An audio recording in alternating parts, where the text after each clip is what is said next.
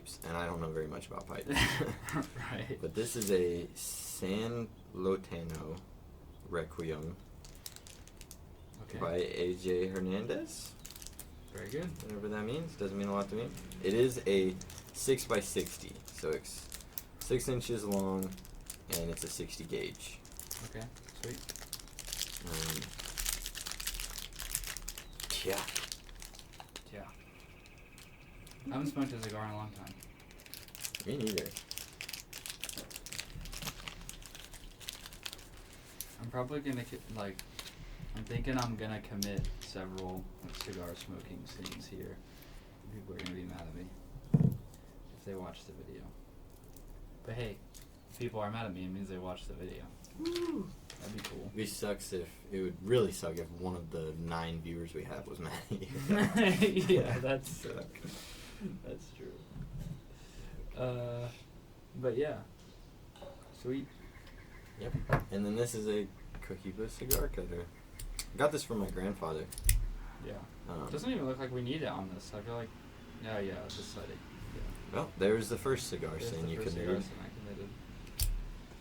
This one, well, the ones that I've smoked before, I thought it was just flat on the back.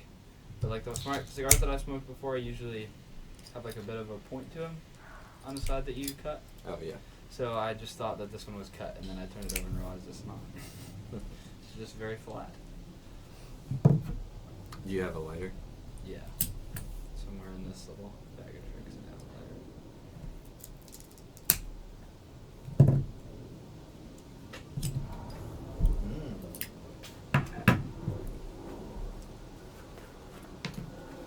So Barnyardy. Yeah, it does kind of smell. But tea? A little. It's got a little bit of like a herbal smell to it, but also a bit of like a rhinoceros pit type of smell. Yeah, this smells like my sister for a summer. It smells like your sister? No, it doesn't. Well, in this situation, I guess. For a summer, she was watching. She was taking care of puppies that were bred for, they're thousands of dollars or whatever. I don't know. People spending money on dogs, and the place that she would go, which I went to a couple times with her, kind of smelled a little bit like this. Ew. It does smell like a farm of some kind. I don't know that that's a good thing, but we'll see. I know my pipe tobacco doesn't smell like this. Does it I taste feel like it smells? No. I feel like the one of mine does, though. What do you mean? One of my one pipe of your tobaccos. pipe tobacco smells like this? Yeah. Well, we'll see. Let me get these plastic things off here. One of the morning ones that I have, it's supposed to be like a sort of breakfast pipe tobacco. Yeah. It smells a little barnyardy, but apparently it pairs nice with coffee. Yeah, it's not such a bad thing. I think it's not a bad smell. It's just not as immediately like, oh, that smells so good as like some of the smoky tobaccos that I have.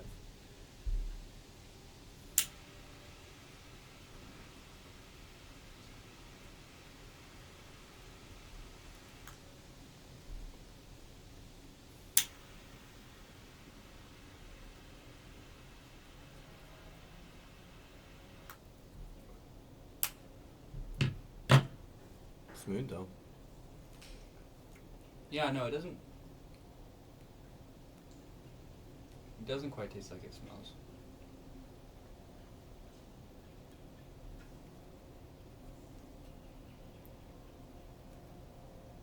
We gotta find like a proper cigar pipe shop.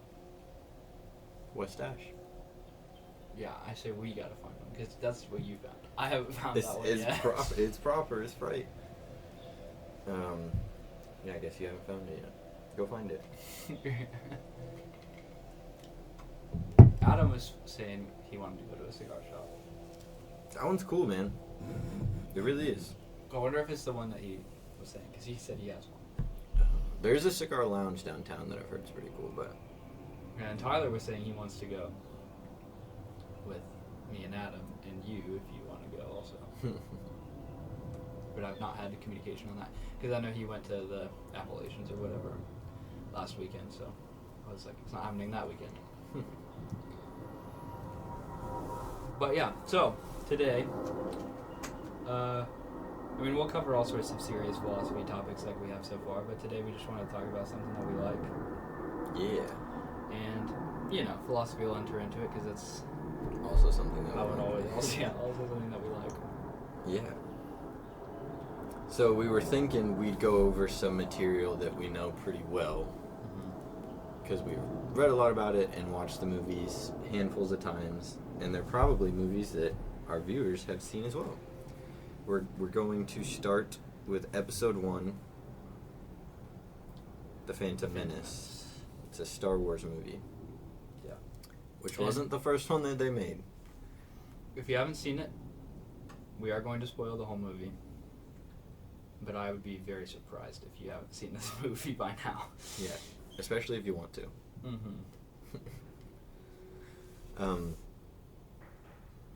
Yeah, it's my favorite one of the 6. Yeah, so let's talk about that. That's a good place to start because that is a hot take. You think so? Yeah, I did. Not just because I disagree with it, which I don't necessarily in principle, but just it's not a common favorite.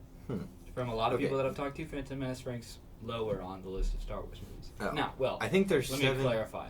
Lower on the list of Star Wars movies, not like Yeah, I was about to say, I think there's Star only Wars like media. I think there's only 6 of those movies. There's only 7. With Rogue One, yeah. Yeah, only that are good. And this one's the best. Okay. So tell me about that. Why is it the best? Because I like it. Okay. No, That is a good start.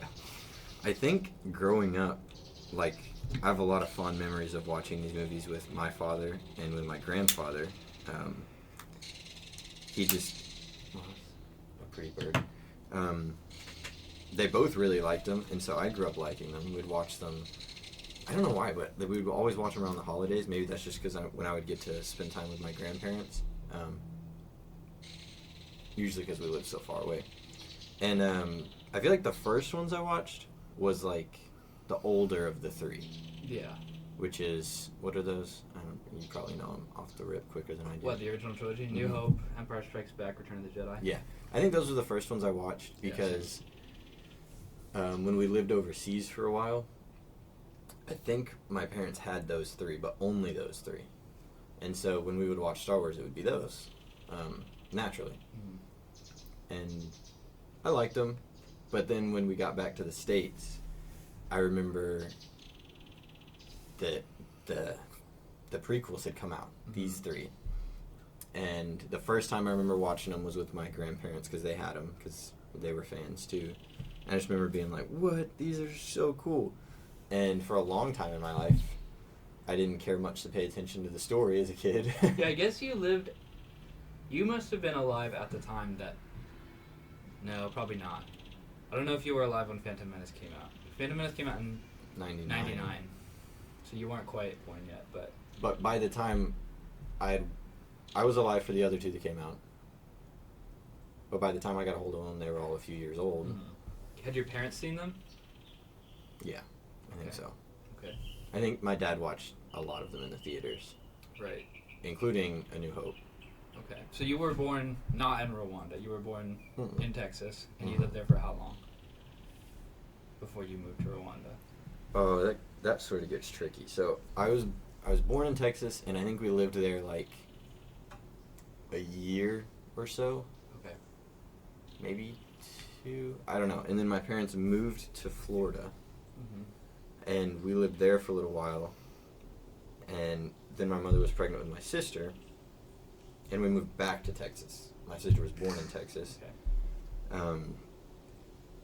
And then I guess we lived there. Yeah, we lived there for a little while. And then we were entered into the mission field, and we moved to Rwanda. And we were both very young. Like, my sister was in diapers. That's all I know. Yeah. And she's, what, 2 years younger than you? And then we lived in Rwanda for like 4 years, I think.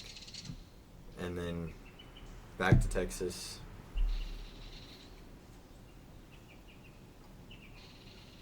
And then Texas for a while, but a different part of Texas. Yeah, and then Alabama. Then Alabama. So, but what I'm wondering is, I'm trying to remember when Revenge of the Sith came out. Was that 2005 or 2003? I don't know. My sister was born in 2003, so. Yeah, my sister was born in 2005. I don't know when it. That's irrelevant to whenever. I was just curious if by the time you got back to the States, because your dad probably wouldn't have seen it if it came out while he was in Rwanda. I wouldn't think. Oh, that's probably true. So I was just curious if he had seen it by the time he came back to the States. Yeah, I don't know. I just know that I always liked him, and as a kid, I don't know why, but I was just a young boy, and I liked things that were cool, that I thought were cool, and all of the bad guys in Star Wars were cool to me. Yeah. All of them. Yeah. Like... Darth Maul's cool. Yeah, General Grievous, Darth Maul, Boba Fett. All those guys were just the coolest to me. Mm-hmm. I don't know why. They just were. And my favorite, I guess, bad guy was Darth Maul. Yeah. Darth Maul's awesome. And so that's why I liked him. I liked the Phantom Menace. And yeah. as I grew up, you know, every year or two, I'd watch a few of the movies, or we'd watch through them together as a family or whatever. And I started liking it more and more, because I had already established it as my favorite. Sure. So I watched it the most. And I started liking it more and more because I loved already knowing what was going to happen and watching Anakin evolve through that movie. Mm-hmm. That was super fun. And I loved following Obi-Wan and Qui-Gon Jinn. I loved that storyline of them going and finding him, and there's like the virgin birth, and I don't know, there was so much about it that was so like mystical to me that every time I watched it, when I was a kid, I don't know what was going on, but I didn't pay attention to like plot lines or stories or anything. I would just watch images. That's what it feels like as a kid. I was like, oh, that fight scene was epic, and I didn't care about the story at all. So as I grew up watching it, it was like I would unpack new layers of the movie where I was like, oh my gosh, that was in this movie? Yeah. That was really early on. Yeah, I feel like it's a testament to the movie, too, at how, like, there's a lot of, like, galactic economics and politics going on in The Phantom Menace. Yeah. That's, like, probably the bulk of the movie, is them talking about all that stuff. So, it's a testament to how cool the other stuff is that, as a young boy, you didn't pay attention to The Fly was one of your favorite movies. That's true. But I think the other thing that really brought it home for me was watching the Clone Wars series. Mm-hmm. So I watched that through a couple times with my father and my sister. We all loved it. So good. And there's so much lore and cool stories that happen there. And a lot of it happens around the same focused characters that are in Phantom Menace, obviously, but also the Clone Wars or the Attack of the Clones or whatever. But a lot of it is like very close to this, especially in the beginning. So, because the Attack of the Clones is Order 66. Yeah, that's when that happens. Revenge of the Sith. Is it really? Yeah. So Attack of the Clones ends at the very start of the Clone Wars when the clones first show up at Geonosis. The Jedi don't even know about them, and then they show up because Obi-Wan discovered them. Yep. And then Clone Wars happens, and then Order 66 happens, and Revenge of the Sith. Yeah. Yeah. I don't know, but I always loved it, and I You grew like to the love pod it. race? Oh yeah, The pod race is cool. So cool. I think You just learn so much about Anakin's character in that movie. Yeah. There's few too many like goofy moments in the pod race for me to like have it be one of my favorite things. But I do really the moments of it that are cool are really cool. Yeah.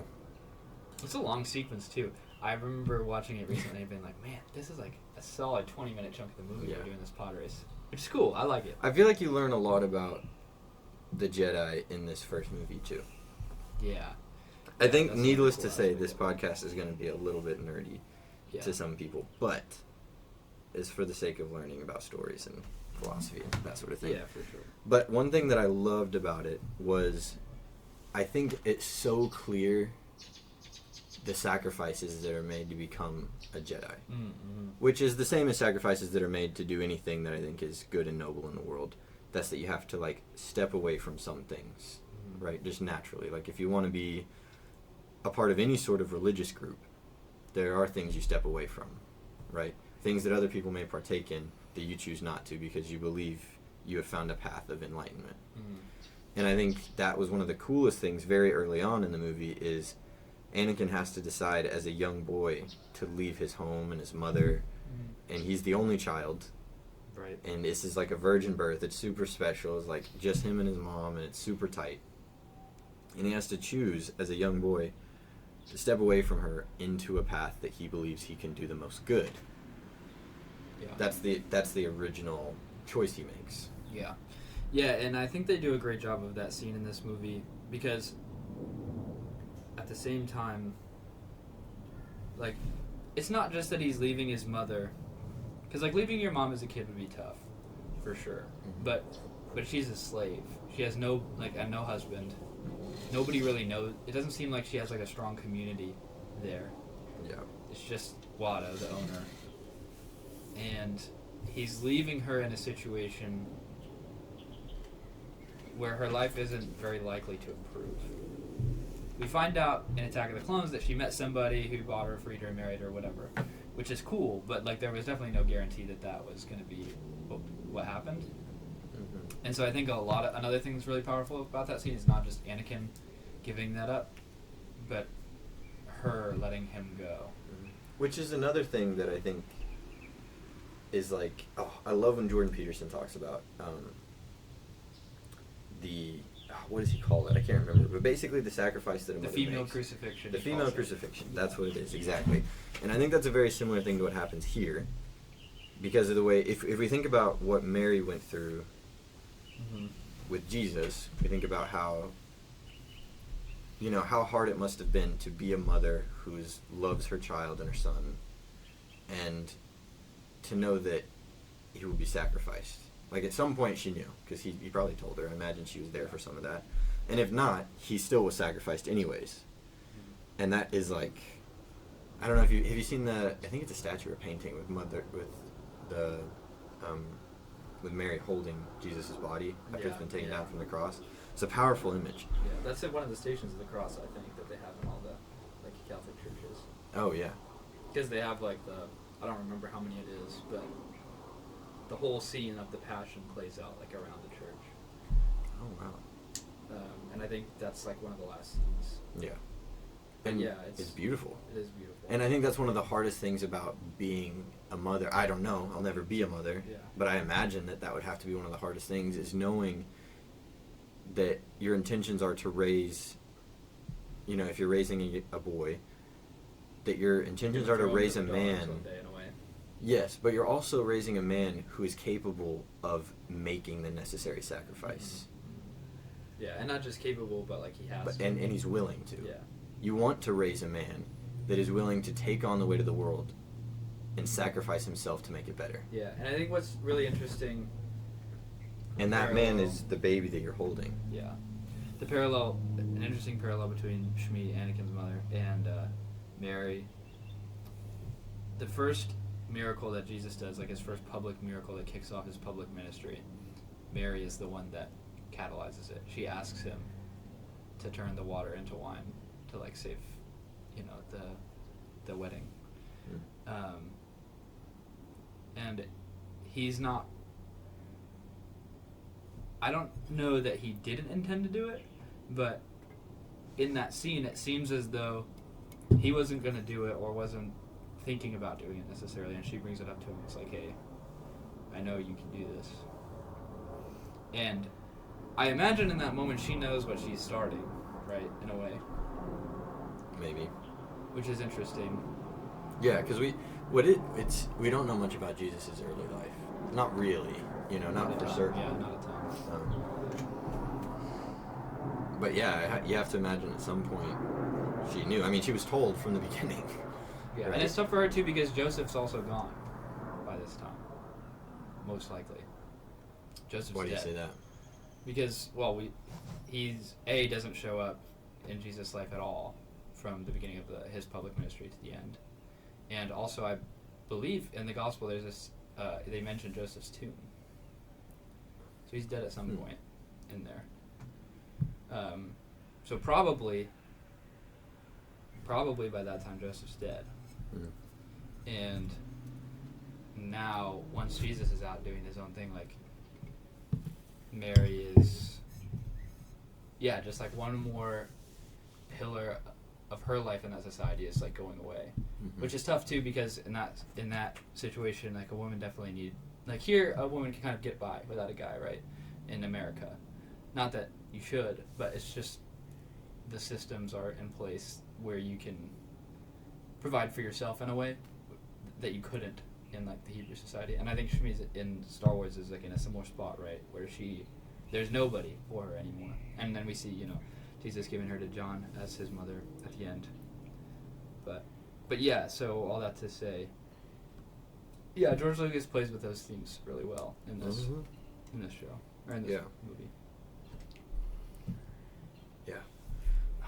I kind of want to jump ahead too and bounce around a little bit. Sure, go ahead. I think it's interesting. I've always thought of Anakin's story as being, and maybe I'm thinking of it wrong, which is why I wanted to bring it up and see what you thought, but the way I thought of it growing up was him like he was supposed to be the savior.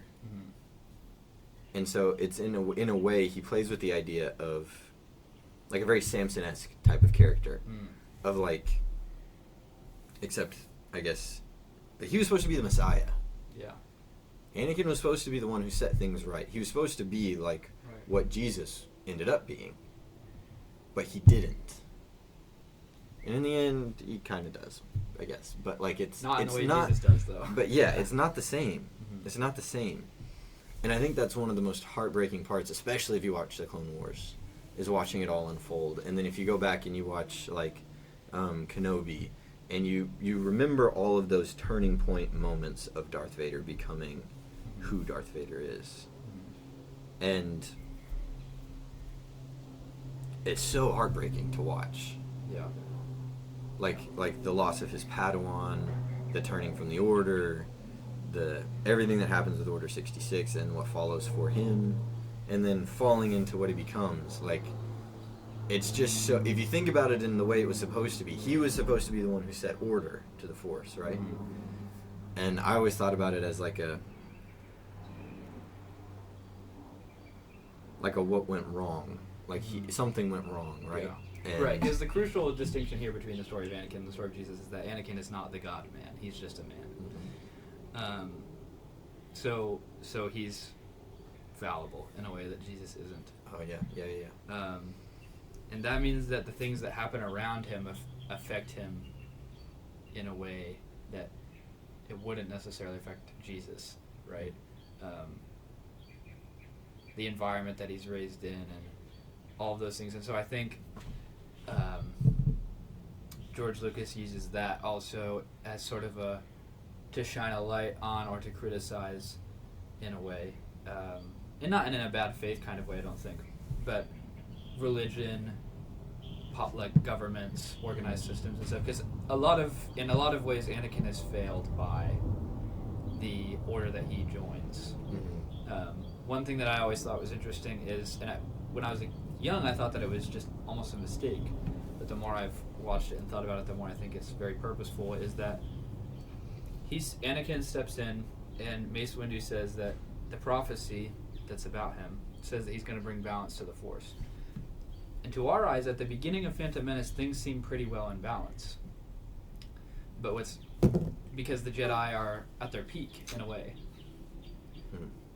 But we then realize, like, also in a way there's no balance, because the Jedi are sort of in control of everything, almost unchecked in their power. And their power has been joined to the power of the government in a way that it wasn't always. And you get the that Catholic Church. Yeah, in a way, yeah. And you get a sort of foil for that in Qui-Gon, right? Because Qui-Gon's very like rebellious in a sense. Not very rebellious. He's still definitely within the confines of the Order, but there's this tension between him and the Council, and the decisions they're making and the decision he wants to make. And he has this way that he talks about the Force. He calls it like the living Force. That's what he says in the movie, and that's not the way that he talks about it is very different to the way that the Jedi talk about it. Then you get the sense that he's kind of getting back to the roots more of like what it used to be, or maybe what it was intended to be. Which is interesting because if you look at even some of the Jedi on the Council, there's a few of them that it's very clear to see are like that. Like if you think of Yoda, he doesn't call it the living Force, but his connection to the Force predates everyone. The Council, predates the Senate, predates. It's like so old. Yeah, at the very least, and so you know that the Jedi in politics for sure. And you see sometimes in there, I feel like his concerns with the political side of it. Mm-hmm. Yeah, Yoda is such an interesting character because he trained Qui-Gon, right? And so in some ways he views the Force like he does, but also he's got this... He has a much deeper understanding than most of them, for sure. He has a deeper understanding, and at the same time his vision is clouded. Half of his lines are saying that his vision is clouded. Mm-hmm. And I think part of the reason for that is he's let himself become so wrapped up in being on the Council and being in this leadership role that he's sort of blinded to some of the things that Qui-Gon sees. Because we also see in the Clone Wars, and it's suggested in the movies, that Qui-Gon's the one that teaches Yoda to do the Force Ghost thing, right? When they die, the Jedi, some of the Jedi, not all of them. I used to think it was all... It's easy to miss. But it's not that all of them, fade away and become the Force like Obi-Wan and Yoda do in the original trilogy. But like Qui-Gon's one of the first ones in a long time to figure out how to do that, and he teaches Yoda, and Yoda at the end of Revenge of the Sith tells Obi-Wan that he's going to teach him how to do it. That Qui-Gon's going to teach him how to do it. What do you think is the significance of that? I think that it's interesting that as much experience as Yoda has and as wise as he seems, he doesn't know how to do that. And Qui-Gon's the one that figures it out. So I think part of the point there is that Yoda, as old and as wise as he is, has sort of become swept up perhaps in the way that maybe in the power that the Jedi have, or maybe in the sort of stability that they're trying to bring, and he almost like loses sight of the foundational goal of connecting with the Force in a way that Qui-Gon does. He almost loses sight of that in the pursuit of stability. He's always very hesitant. That's another key point of his character in Phantom Menace. I sense great fear in him, he says, like, all the time. And he's like, I sense great fear, I'm afraid of this, I'm afraid of that. And, of course, in a sense, he was right, but I think it becomes almost a self-fulfilling prophecy, because the way that they treat Anakin, or the way that they go about that, is... Well, okay, I will say, I think my thoughts on Yoda were sort of... I was forming them as you were saying what you were saying. Mm-hmm. That it could be the case because he's so in touch with the Force, but he's trying to trust the Council, that's why he's having more visions than any of them are, you know? Yeah, that's probably true. And though he's saying it's clouded, it's almost out of humility, because he understands how many layers there are to this. He has these deeper understandings than he has for a long time, right? Mm-hmm. Like, his knowledge and his faith sort of predate the Council and most of the Jedi on it. Mm-hmm. All of them, actually. So it could be the case that his hesitancy is because of everything that's happening, and he is trying to maintain this peace and this order, and it has become clouded because he's sort of tried to bring in the government and the political side of this. But he's still having more visions and more inclinations than anyone else is. He just doesn't know what to... He's lost in that. Yeah, I think so. And I think... and I think then we look at the significance of the fact that Qui-Gon, in a much shorter span of time than Yoda's had, gets in touch with the Force in a way that Yoda never did without him. I just think there's so many factors and so much that you're just trying to deal with at once, or like hold in tension in a way. Because you definitely get this sense in the Phantom Menace that the Jedi are at the height of their power, but maybe not at the height of what they're supposed to be. And you see that decline start to happen from Phantom Menace. You think they should have been separate from the state? That's could be true, but it's maybe more nuanced than that. But I think they got probably carried away with that. I mean, this tension is all throughout the Clone Wars show, right? And through the human idea history. The idea that the Jedi are keepers of the peace, but they're leading the war. You know, that's a huge tension throughout Clone Wars. And what's interesting about the specific war that they're fighting is that, sure, the Sith are using it to bring about their own power, but primarily it's a political conflict. There are certain systems that don't want to be part of the Republic anymore because of XYZ reasons, sometimes valid reasons, as we see in the Clone Wars. And the Jedi are trying to prevent them from leaving. And so that's just an interesting spot to put yourself in as a religious order, involving yourself in politics to that degree. Maybe it's possible that they could have fought against. Well, they let themselves be manipulated by a politician. Yeah. Which is probably their biggest downfall, right? Yeah. And so maybe it is the case that if they had been less focused on the good of the Republic and more focused on the Force itself and the balance therein and what the Sith were doing, they could have realized that on their own side the Sith had already infiltrated and was sowing that discord. And I think Qui-Gon was getting there too, because also remember in Phantom Menace, Qui-Gon's the only one that he's the first one to recognize Darth Maul for what he is. And when he brings it up to the Council, all the Council Jedi are like, "Oh, the Sith have been destroyed forever. There's no way it's the Sith." And Qui-Gon's like, "No, I know. Like, I saw this. Like, they're coming back."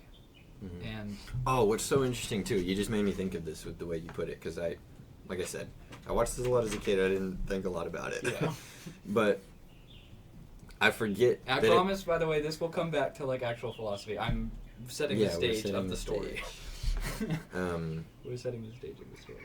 But it is interesting, right? So in the beginning of this movie, which is the prequel, and it's the first prequel and whatever, right? Like you're saying, allegedly, the Sith are gone, and the Jedi are at the height of their power, and they're involving themselves in politics, and so far that's been good. Pretty good, yeah. And so they're like, yeah, there's no Sith. They're done. That part of evil is gone. Now we're dealing with smaller or different evil, right? Just mitigating, kind of. Yeah. And then Qui-Gon Jinn sees this guy. And I believe he recognizes him to be... Does he recognize him to be like a apprentice? I can't remember if he... I think he's just not sure. He's like this. I think he says... What they do so good with the introduction of Darth Maul is, if you think about all the lore of Star Wars, just to dive down this rabbit hole, Darth Maul wears old tattoos from ancient Sith stuff. Yeah. Right? Yeah. So, what's interesting is when Qui-Gon Jinn sees him, he knows that. He sees the markings of the old school Sith Order, not the new stuff, not like this Darth Vader and Count Dooku and these guys who are just, they look like politicians almost, right? They're clean cut. This guy is like tribal. He's like a monk.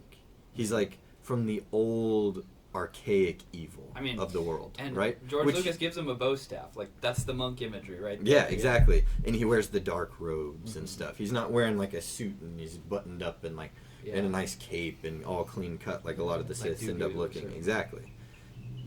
He's been trained and brought up in the old types of darkness, which when Qui-Gon Jinn sees this, he brings it up and the Jedi doubt him. They're like, "Oh no, the Sith have been gone." And that alone should be a sign that they were never gone. Yeah. If he's from the old markings, if he's been brought up in the old, that means there's some remnant. There's some of it left. Yeah. There's some of it that wasn't dealt with, because he didn't just come up with it, right?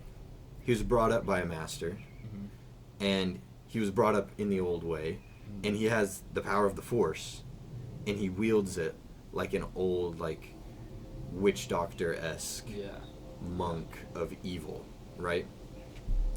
Which is interesting, because it immediately brings to the realization that the Jedi are unwilling to realize that they have some shortcomings. Because they never finished dealing with the Sith, I guess, right? Yeah. And they've already involved themselves in the political spectrum and would like to dismiss that as being a possibility. And perhaps became too arrogant to even realize that they made that mistake. Yeah. And so, I guess if we were to tie that into some religious things, it's... Some people like to think that there is no demonic forces that are working in the world, that there's no... hell, that there's no devil, that's already been dealt with, that there's no, like, it's just the heavens, what's left. Right? Yeah, right. And that's a similar approach to what the Jedi are doing right here, where they're like, no, like, no, not like that. Mm-hmm. That sort of stuff isn't around anymore. Right. Even though it's there, it's in front of them. Yeah. Maybe in Hollywood, right? Maybe in whatever, to bring it into our context. Yeah. Like, in our culture right now, in the West, in the United States of America, that demonic stuff is still happening. Mm-hmm. And we know that through, like, I don't know, all the sex trafficking stuff that's going on, all the abortion stuff that's going on, like, all of those things are still very real. And, yeah, it's just maybe more subtle than it's been before. Pagan rituals and stuff. Yeah. We know that stuff happens. Mm-hmm. Like, if we literally see it on the news, like, oh, whoops, I guess another politician was found making a sacrifice to a pagan god. And you're like... Or actors or whatever. Yeah, and then everybody's like, whatever. Those crazies out on the fringes of society. But maybe they're deeper in that. Yeah, for sure. For sure. It definitely makes you think, like, you wouldn't want to preach a health and wealth gospel that deceives people into thinking that things are not the way they are. Right. Which is sort of what the Jedi are trying to do to all of the other systems who are like, hey, like, we don't want to be a part of, this republic. Mm-hmm. And they're like, no, like, it's good. Yeah, and I think so one thing that, to get back to to tie that all into the whole balance to the Force idea, right? Maybe on a surface level you look at Phantom Menace and you're like, oh, things are in balance. And certainly from the Jedi's perspective, I feel like they would be like, oh yeah, things are pretty good right now.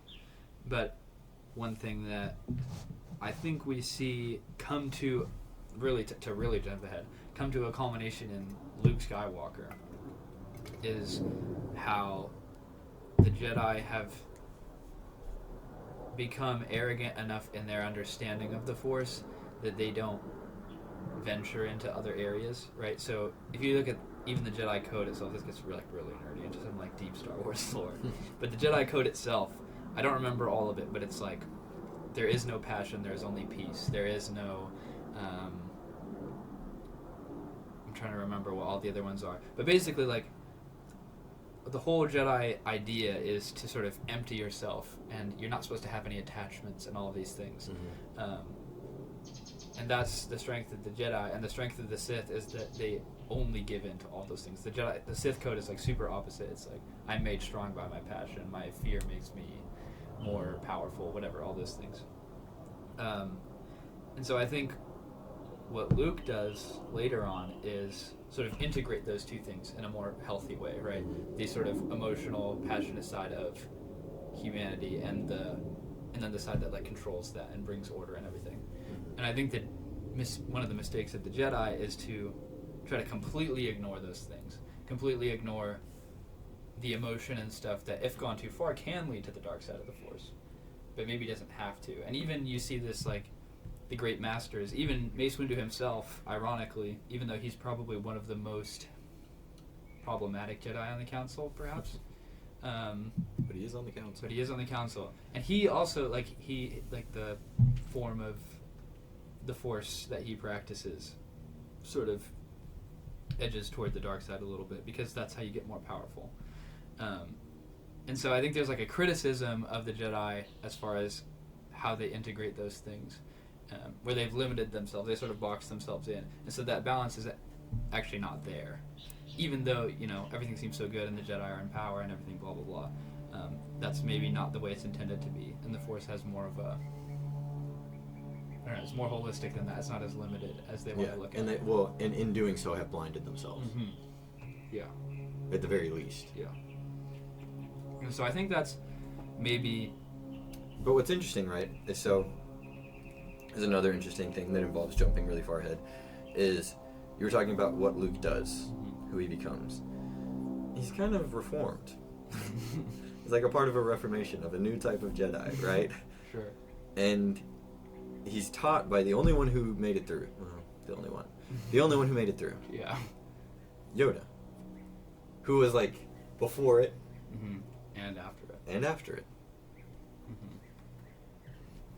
Yeah, so he gets the benefit of seeing the good in and the flaws in what came before. And but importantly, he's still bringing the Jedi back. Like, it's not like the Jedi Order existing was the problem. It's just sort of some of the modes or the ways that they existed. That's the problem. And so he kind of, I mean, in a way, his emotion, his passion, so to speak, is what saves everything. Because if he wasn't so strong in that attachment to his father, and that unwillingness, like even Yoda at the end counsels him, you have to kill Darth Vader. You have to. There's no other way. And Luke decides, no, I'm not going to. And that's an act of compassion, that's an act of emotion, that's an act of attachment, something the Jedi certainly wouldn't have been. And even, not even Yoda, just Yoda, but Obi-Wan also counsels him to kill Vader. And he ends up not. And the only reason that everything works out is that he doesn't.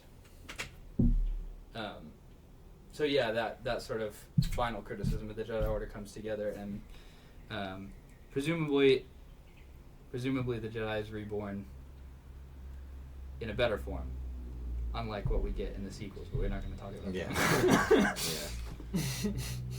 Yeah. But that's all set up very nicely in The Phantom Menace. That's set up very nicely in The Phantom Menace, and you see, there's so many subtle things going on that I didn't realize when I was a kid, and rewatching the movie, like there's a lot that George Lucas is doing that I can notice as an adult that I definitely didn't see when I was a kid. And so putting Anakin in that position. Oh, another thing that happens in this movie, right, is this is sort of the pinnacle of the arrogance of the Jedi, right? And we've been talking about that. Is Qui-Gon Jinn, who's trusted, he's on the council, right? He's on the council. Yeah. No. Qui-Gon, I think in lore there's a situation to where he was going to be on the council, but because he was kind of going off in this direction that wasn't so orthodox, they didn't let him on. Like, he could have been, but he wasn't. Which is a shame. Yeah, and he should have been on the council, but they didn't want him. Which is also another strike against the council. But he brings this to them in good faith. He tells them some of the problems that they have. Yeah. And some of the problems that just exist that they're not dealing with. They're not handling properly. And they ignore him. And that is sort of one of the driving factors that makes Anakin the way he is. Because Anakin's seeing this. He's young, but he's seeing this. Because, well, wait, that's not true, is it? What do you mean? No, he does see this. Because Qui-Gon takes on 2 Padawans. His Padawan has a Padawan. Yeah, so what happens is Obi-Wan is his Padawan at the beginning of Phantom Menace, and as Qui-Gon is trying to take Anakin as his Padawan, he basically pushes Obi-Wan forward. He's like, you're ready to take the trials. But he's not. Go ahead and do that. Well, He kind of is until... I think it would be true. I think Qui-Gon was probably right that he was ready to be a Jedi. Was he ready to have his own apprentice, especially someone as important or as young as Anakin? Maybe not. Correct. But what we see happen next is this guy who is a good Jedi, a great master, a great leader, was studied under one of the greatest as well, right?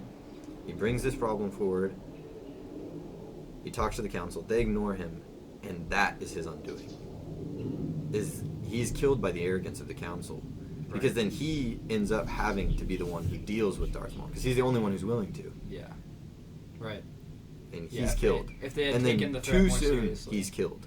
right? Yeah. Because then it is the case that Kenobi, he has to jump into being, he's forced even more so to be a leader. Yeah, and maybe, right? And we would be foolish to think that he doesn't know what just happened. Right. Yeah. And so that forms all of what happens with Anakin next. Yeah, definitely. And it's evident even in this movie that Anakin is skeptical of the council. Mm-hmm. Because of everything that he's seen happen. Right. Yeah. He's at least confused about it. Because there's like a small scene that plays out after he goes in and talks to the council and they quiz him and see if he's sensitive to the Force and blah, blah, blah. Mm-hmm. And he's like, he asks Qui-Gon, he's like, why are they, like, I don't want to cause a problem. Like, it looks like everybody seems so upset. Mm-hmm. And Qui-Gon's like, don't worry about it, you know. Because maybe Qui-Gon could have taken care of it. But, as you said, they didn't take the threat of the Sith seriously enough and Qui-Gon died because of that. Mm-hmm. Which is funny because, not funny, but it's interesting that the Jedi at the height of their power, the Sith come back, the first legitimate, visible Sith threat that they could have seen, and they send 2 guys against him. They have a whole army of Jedi. We see that in Attack of the Clones. They all show up to Geonosis, and there's like tons of them. They're everywhere.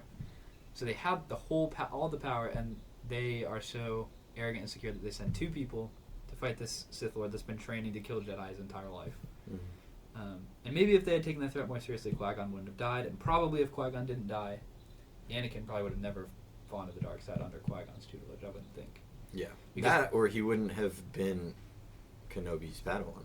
Well, yes, he certainly wouldn't have been Kenobi's Padawan. So I think Probably not even Qui-Gon's. maybe he could have been. Maybe He could have been Windu's Padawan, but I think if Qui-Gon had survived, he would have studied under Qui-Gon, probably.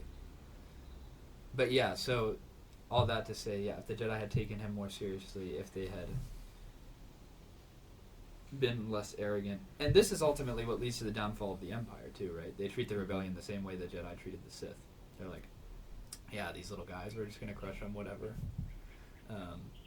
You know, and then one pilot ends up blowing up the Death Star. Like, that's kind of the story of Star Wars, is once you get a certain amount of power, you become complacent to a certain degree, and that leaves you vulnerable. So, I guess I can't help it. This is what I was thinking of, is when I think about the older churches, and like specifically like the Catholic Church, the Orthodox Church, and I don't know if I would group the Anglicans in with that. Probably not. But let's say the Catholic and the Orthodox Church, Sure. the oldest faith groups, I think. They've had their fair share of issues like this, where it's the same sort of thing you're talking about, like this Star Wars story of like, when they have too much power, they start turning a blind eye, and things creep in that shouldn't creep in. Yeah. Right? What do you think are the what lessons should be learned, or what criticisms are there that can be applied across the board? Yeah, that's an interesting. Because we've definitely seen moments where the Catholic Church and the Orthodox Church, in different places and at different times, have tied themselves to politics. Oh yeah, for sure. And that is by and large not ended up. It's always at least controversial. Well, and a few times it's not gone good. Yeah, definitely a few times. And then even just on their own, there have been things that have crept in to the Catholic Church and to the Orthodox Church at different points in history that you're like, how did that? Yeah. There are plenty of times. I think one thing that's underestimated, and I think you see this in Star Wars too with Jedi, is that a lot of times we hear and we think about the corruption and whatnot that happened with the Catholic Church as it got into politics. But the Catholic Church got into politics back, like, it was in politics solidly at the highest level when Constantine became a Christian. And then the religion of the Roman Empire, and subsequently the Byzantine Roman Empire as the West fell and the East continued on, was Christian. And it was Christian for centuries. And a lot of things were going very well a lot of the time. And the influence of the church in politics was actually largely very good.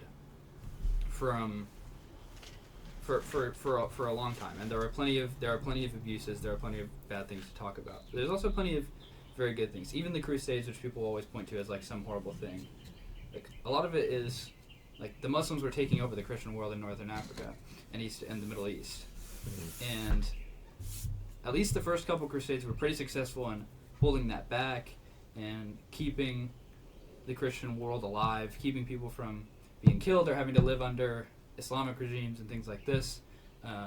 There were a lot of political reforms, a lot of anti-slavery things, a lot of medical developments, all sorts of stuff that was all spurred by the church. And in Star Wars we see plenty of good things as a result of the Jedi becoming more involved on like a galactic scale, right? They're protectors, they're keepers of the peace. Everybody views them this way. And of course, there's also problems that come into it. So one thing that I think, well, let's just frame the discussion clearly for the viewers. I'm right now in catechesis to become a Catholic. You're not Catholic or Orthodox, you're a Protestant. So there's that kind of difference of view here. But for me, the way that I see what happens with Star Wars is that the Jedi are fully destroyed pretty much by their decisions and the corruption that they've allowed to seep in. It's not as though Qui-Gon or Anakin or Obi-Wan or even Luke Skywalker sort of splits off and breaks it up and makes their own thing, right? That's kind of not what happens. What happens is the Jedi end, and they have to come back through Luke Skywalker. So that's one way in which it's not exactly analogous to what happened with the Catholic Church and the Protestant Reformation, or even like the split between Orthodoxy and Catholicism, which is a whole other thing. But I think regardless of the situational differences and whether we say it was right to schism the church or not, blah, blah, blah, the universal lesson that comes from Star Wars is that power and influence, which can be used for good, are always going to err towards complacency and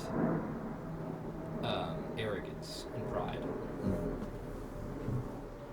And so if you're not aware of that, and if you ignore the messengers, the Nathaniels that come up to David and say, hey, like, you've got this blind spot, this is your problem, or you risk ruining the whole the thing. Luthers or the whoever, then you risk ruining the whole thing. And of course, in Star Wars, the whole thing does come crashing down. If we're carrying this out as an analogy to the Catholic Church, it doesn't get there. Luther splits off because he thinks it's irreparable. Within the next 40 years, there's what's called the Catholic Reformation, where all sorts of reforms are put in place and things sort of change for the better. And there are people within the Catholic Church that listen to Luther, not as we need to split up the church insofar as that, but as he has some legitimate criticisms that we need to address, and some of them are addressed. And another difference too, well, it's not so much a difference. If we view the Force as sort of an analogy for God, right, or divine power, or the divine narrative, something like that, obviously it's much more impersonal than God, and there's definitely differences, but you get the sense in Star Wars that the Force is always working out things for good, and I think God also always works out things for the good of the church, or the kingdom of God. So there's also an element of faith to it, I think, that is really cool that you see in Star Wars, where it's you're trusting in something larger than yourself, that you get to play a role in the orchestration of things coming back to the way that they're meant to be. And things are always going to tend towards destruction because people are bad sometimes and corruption exists. But there's this sort of good that's happening underneath all of that. And sometimes that operates in the unlikeliest of places, like a little farm boy or a little slave boy on Tatooine, And it all kind of comes together in the end, which is cool. I don't know what your thoughts on all that are. Yeah. I don't know. Yeah, they're not... The analogy can only go so far. Right. And I mean, George Lucas isn't trying to recreate the schism of the church, right? That's not, I don't think, his intention. And we see that story play out so many times throughout the Bible. Throughout the Bible, throughout the world. If you look at the first king that ruled over... Yeah, Saul and all that whole story, Yeah. Or you look at the American Revolution and the British Empire, or you look at the Roman Empire and how it kind of shrinks to the Byzantine Empire because of all sorts of reasons. Like, this story this is like a timeless narrative that plays itself out across all human enterprises, I feel like. Yeah. But it's definitely distinctly religious, there's no doubt about that. Yeah. The Jedi are a religious order, for sure. They talk about them like wizards and monks and stuff, which is cool. Yeah. I think what's interesting that I see sometimes is tricky to figure this out. A lot of times I admire monks and nuns and priests and the Jedi. But one of the shortcomings, or one of the, I guess to just speak simply and plainly, one of the things that makes me sad when I think about them is the Anakin story, right? That he wants to do something that's good, but is not allowed because of the vow that he's taken. And it's a shame if religion gets that far. If the structures that are in place prevent religious people from doing good things. Right. Like which isn't getting necessarily married, the case. is that kind of what you're talking about? Yeah, specifically like getting married, having kids, having attachments, having passions for people, things like that. And the Bible specifically does talk about like how for some people it is the case that it would be better that they were monks because of their inclinations and their nature. And that can be Paul a blessing. Paul says it's even better in general not to be married, which is interesting. That's a hard teaching. Like, what do you mean by that? But at the same time, it's also very good to be married. It is, and we're told to reproduce. We're told to be fruitful and multiply many times throughout the Bible. And it is in people's nature to love. Yeah. And we're supposed to. Yeah. And I think having kids is a thing that Christians are supposed to do. Yeah, I think it's a duty of Christians. I think that's like what I would call the default vocation. That is what we are all called to, unless we are called out of it to something else. Which, like, you look at St. Paul, he certainly was. Like, he didn't... How could he have done what he did if he also had, like, a wife and kids to be stewarding? Like, that's... He couldn't. But there are many people who've made a big impact for the faith in the world that were very religious.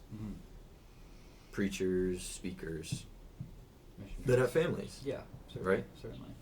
And one criticism I'll say that I think is a similar comparison, obviously the analogy runs short again, but is there are some faith groups that in order to keep climbing in that faith group, you know, different ones, not just Catholic, not just Orthodox, but across the board, there are even religious groups that in order to keep climbing, you have to choose that life of celibacy, of time away, just to keep growing and keep learning and keep being a particular type of member in the group, right?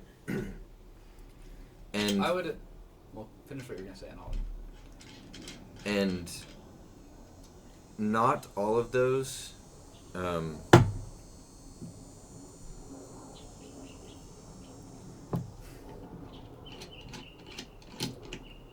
I don't think it's the case that celibacy and a life without marriage should be required for most.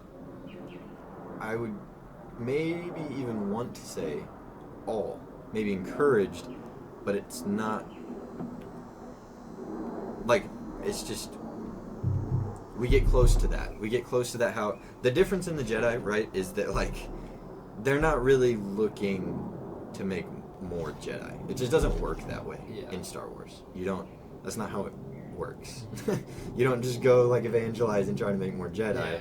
You want everyone to live according to a way that's good, and hopefully be connected with the Spirit.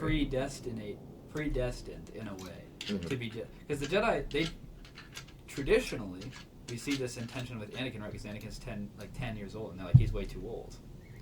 Yeah. The Jedi take infants, usually, that are Force sensitive, to be trained as Jedi from birth. And they're like the chosen ones of the Force in a way to become Jedi. So that's how they do it. Which is problematic. Yeah, definitely. Because one of the cool things that the Sith do, because what the Sith do is really, honestly, a lot of throughout Star Wars when we look at it, is they just go to extremes, but because of criticisms they have for the Jedi. It seems like in a few of the things they do. Certainly because the Sith do not discriminate at all. Yeah. They're like, oh, you have the Force? You're interested in the spiritual world, maybe? I don't know. You have the Force? We'll take you at any age. Yeah. Which is something that you kind of think like, oh, the Jedi should do that too. You get why they're like, oh, we take the infants and we train them up, right? You walk this life. And it's similar to what you would think a monk could do. Like if you could get, I'm sure that monks would say that if you could get a baby and raise them up in that life, imagine the good work they could do all the way up through, right? You'd say that.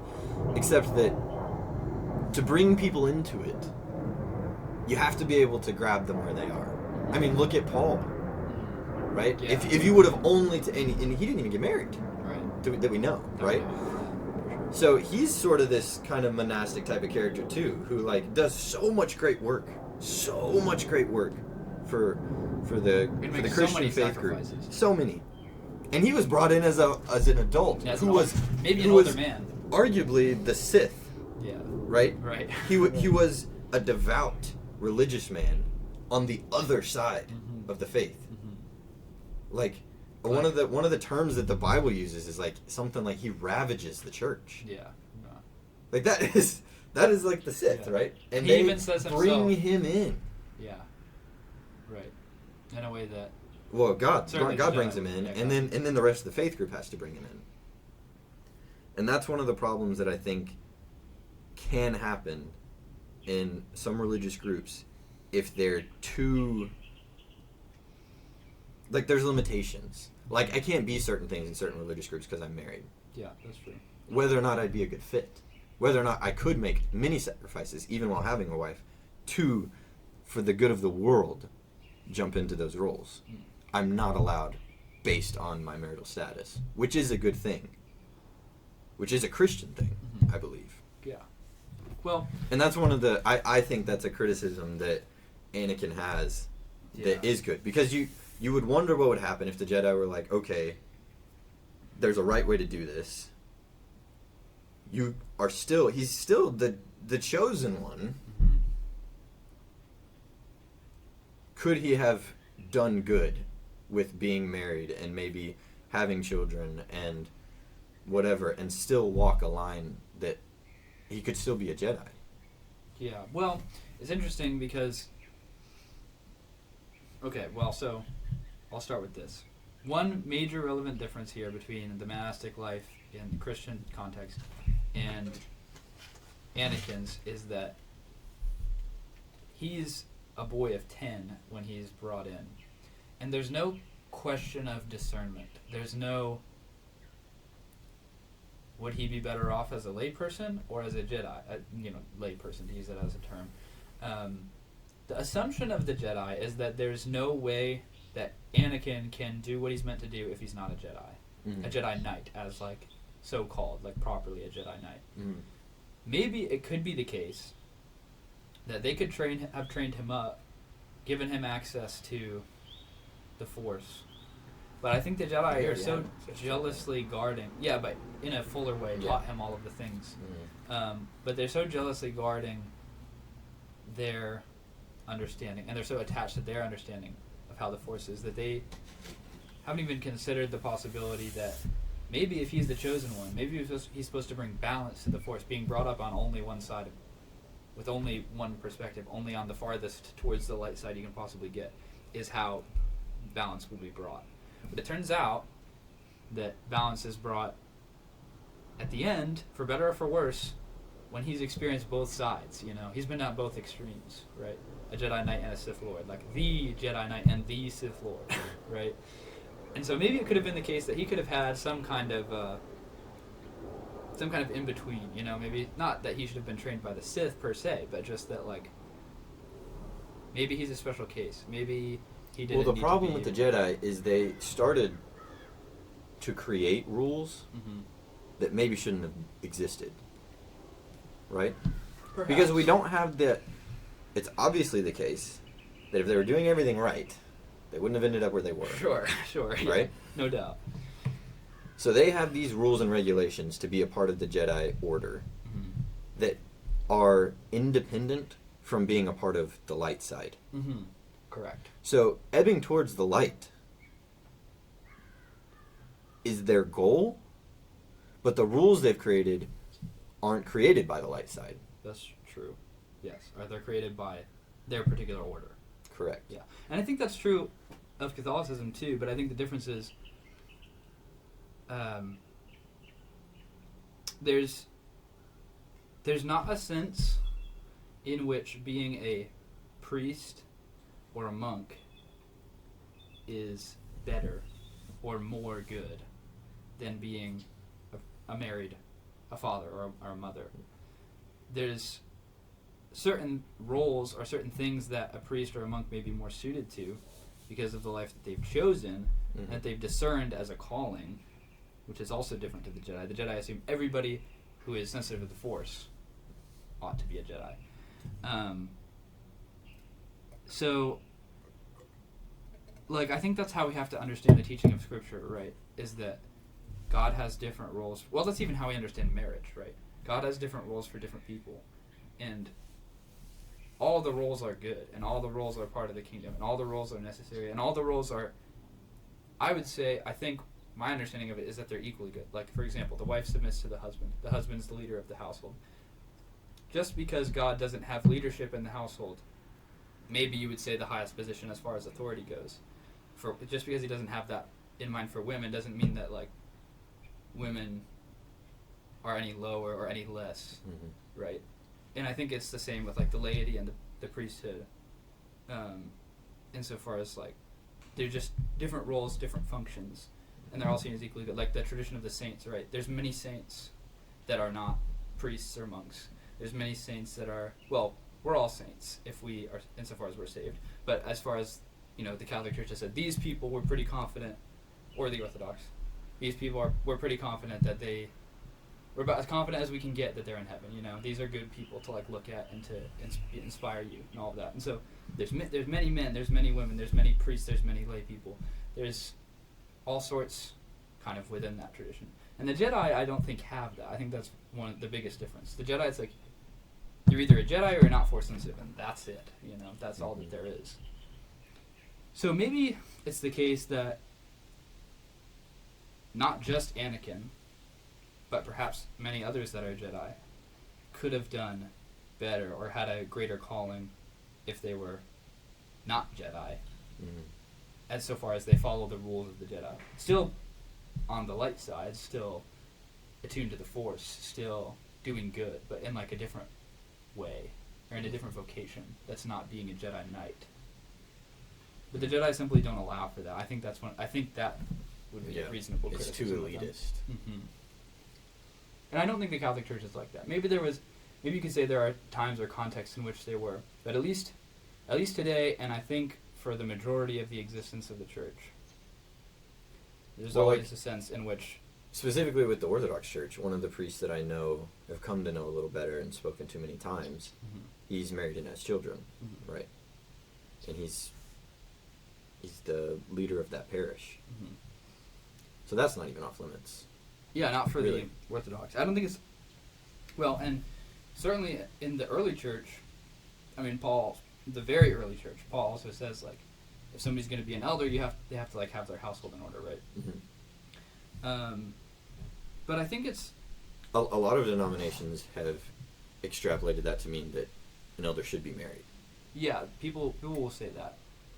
But I think you have to take that scripture and also recall that Paul says it would be better to fully dedicate yourself to God and not be married at all, which is a hard teaching. But it is it's still there. It's in the scriptures as much as an elder should be. But I feel like I must be missing context there, because there's no way he would prefer that everyone's not married. That doesn't make any sense. Well, yes, I agree, because he also talks about how good marriage is and how good it is as a vocation. So I think the only way to interpret it is that there are roles or callings in which it is better to not be married, and there are roles or callings in which you ought to be married. And so I think the most coherent way to understand it is the way that the church has always understood it, which is the general calling of mankind is to be married and to bring good families and good people into the world. And that there are certain roles in which it is better than to give that up and to dedicate yourself wholly to something else. And I don't think that's even to say it's impossible, because I wouldn't even say that it's not possible to be like a good priest or a good monk and be married. But I think it could be the case that it is ultimately better to totally give all those things up if you're going to enter that role. And I think that's the prudential judgment that the church has made. And to your point, this is like the Jedi making their own rules, right? It's not so much that this is demanded by all logic and reason and the light side of the Force itself. It's just the way that they do it. And maybe for a Jedi Knight, it's a better way to do it. Maybe that's the best way to become the best Jedi, and maybe they're right about that. But what they're not right about, I think, is that everybody then should be a Jedi. Maybe. Arguably, Anakin would have been the best Jedi. Maybe. And he was married. Well, he was. You might say then that he wasn't a Jedi. Right? Maybe.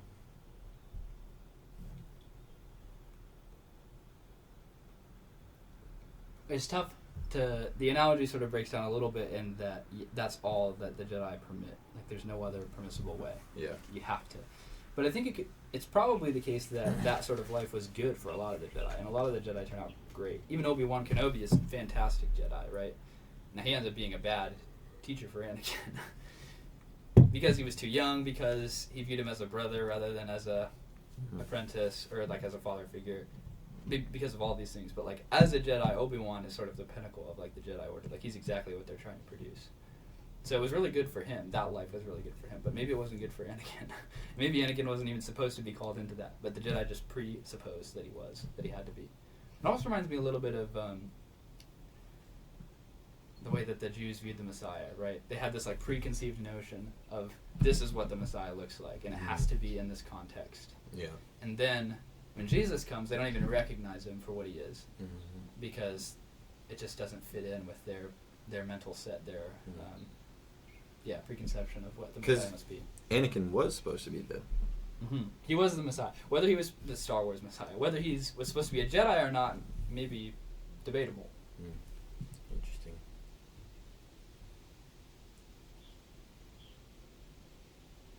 Yeah. That's more than I've thought about this movie before, I think. Yeah. For sure. But there's a lot to unpack. I think a lot of people view the Star Wars story as very simplistic. Oh, it's just good and evil. Well, maybe, but good and evil is pretty complicated. Yeah. There's interesting things to go into with it. Definitely. I think you see that right away, though, with Anakin, right, in Phantom Menace. He's different. You know, he's very different than a Jedi Knight, than the typical. He's very good right off the bat. Yeah, he's very good. He's very giving. He's very compassionate. He's very passionate about his love for all the people. I mean, you see that when he comes back to Tatooine in Attack of the Clones and his mother's abducted, and you see that scene play out. Which maybe we can get into a little bit more if we end up doing an episode on Attack of the Clones. But in Phantom Menace, I think, like, you look at what happens with the pod race and all that. Like, that's all. None of that seems like Jedi stuff. You know, it doesn't fit the same vibe. It's different. It's good. Yeah. Yeah, I don't know. But the Jewish Messiah. That's an interesting idea that you brought up. That they because of how instantiated they were in their cultures and customs and the way they had lined up their beliefs, he didn't look like he fit. Mm-hmm. But he was everything that the prophecies were about. Right. And from that came an entirely new faith, right? I've just had an interesting realization from that too. So there's this scene in Revenge of the Sith that I've always, I think, hated, but I think it makes a lot more sense to me now after this conversation. It's in Revenge of the Sith. Obi-Wan's about to go off to fight General Grievous. Anakin's about to, and he's going to leave Anakin behind. And this is actually the last time they're going to see each other until they fight at Mustafar. And as he's on his way to that, Obi-Wan's talking to Yoda and Mace Windu. And they're talking about Anakin and the prophecy, and Mace Windu and Yoda are kind of throwing shade at Anakin. They're like, we're super worried about him. And Yoda's like, he's been having these like therapy sessions kind of with Yoda, right? We see some of those in Revenge of the Sith. And Yoda's like, man, like things are going bad. There's a lot of darkness in him, blah blah blah. And everyone's like, hey, this guy's really like, don't. Anakin's done a lot of good. Like, don't talk down to him. You know, I'm his master. You can't speak about him like this. And he's like, isn't he the chosen one? Like, isn't it the case that the prophecy said? Mm-hmm. And all of the prophecies line up, and this is the guy it's supposed to be. And Mace Windu throws doubt on the prophecies. He's like, so the prophecy says, he says. As though he doesn't even... He's more willing to believe that the prophecy is wrong than he is to believe that they're wrong about how Anakin's supposed to be, or like that their interpretations are wrong. I think that's an interesting parallel to the Jewish mindset. Yeah. Not that I think the Jews think that the prophecies are wrong, but just that they will look at the prophecies and see how Jesus fulfills all of them and be like, yeah, but he's still not it because he doesn't fit X, Y, Z. Yeah, that's very interesting. And Mace Windu is like that from the very beginning. Mm-hmm. He's an interesting character. Yeah, he's super resistant to Anakin even becoming a Jedi at all. But he doesn't also offer any other alternative, right? It might be interesting if Mace Windu was like, yeah... Well, what's interesting about his character, and I've always liked his character too, he's super cool, is that he is so doubtful and skeptical of everything. Everything and everyone all the right? time. But maybe rightfully so. Yeah, maybe so. Because the council is also his downfall eventually. It's what ended up, in a roundabout way, kills him. Yeah. Kills him. Allegedly, right? Right. Yeah, because he's like, he doesn't, I'm from the image we get is that he doesn't really like that the council exists. Mm-hmm. He doesn't like the way that they run the force. He doesn't do it that way.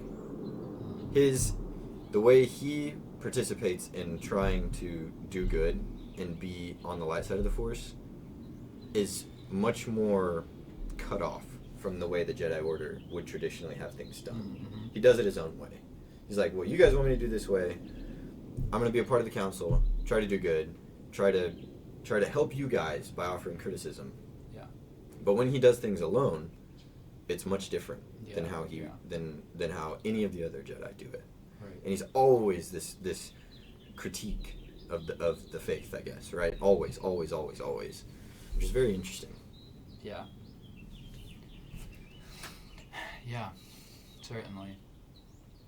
And so, I view my that one wasn't supposed to go so far down. I guess one of the things that I like most about Mace Windu is sometimes I feel like I see a lot of myself in him. Like, I'm so quick to criticize so many different faith groups and denominations and philosophies and creeds. And it's not because I don't care or don't like them. And, like, right now I'm a part of a very, very, very small, not church-related leadership team. Mm-hmm. And, well, it's Christian. Just it is not church-affiliated. Yes, correct. And that is sort of the role I play, too. Every decision that they make, I criticize and doubt. Yeah. Every one of them. Because I don't feel like they've done... They don't... Thought about it as much. They don't criticize it and they don't doubt it. Yeah. Oftentimes, right? Sure. At least not the way I do. And so, I think I relate to that. I relate to him in many ways.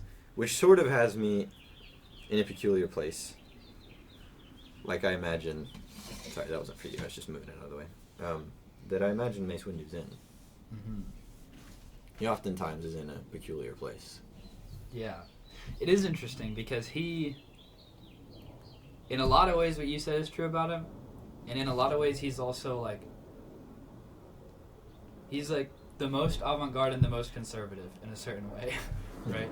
Like, so he's very critical of the way that the council is doing things all the time, but at the same time, he's very unwilling to, he also doesn't want to, like, he's not for any kind of, like, chaos or revolution. Like, you don't get the sense that he's a revolutionary. Mm-hmm. He's just a critic. And I don't mean just a critic to say that the role of a critic is bad. I'm just saying he's a critic without being a revolutionary. Yeah. In a way that, like, I think Qui-Gon's a critic and a revolutionary to some extent. I think Qui-Gon would change things about the way, and I think that's why he's not on the council. Mm-hmm. Yeah. And him and Mace Windu butt heads a lot, Mm-hmm. even in Phantom Menace, but certainly in, like, all the extended universe stuff that's in Star Wars and all the extra lore and everything. Yeah. Well, Which is cool. That reminded me of a quote that Jordan Peterson says a lot, is often your greatest critic is your dearest friend. Mm-hmm. And He says that about marriage a lot. Yeah, and he always says it about Carl Jung in regards to Jung's criticisms of Christianity. Yeah. As being a good friend. Which many Christians wouldn't say that, but yeah. But Jordan Peterson does. Jordan Peterson does. Yeah, for sure. No, and I think that's a good observation. I think that's true. And maybe if they had, it's interesting. Mace Windu's character is interesting because I think his criticisms are right, but maybe his solutions are not always.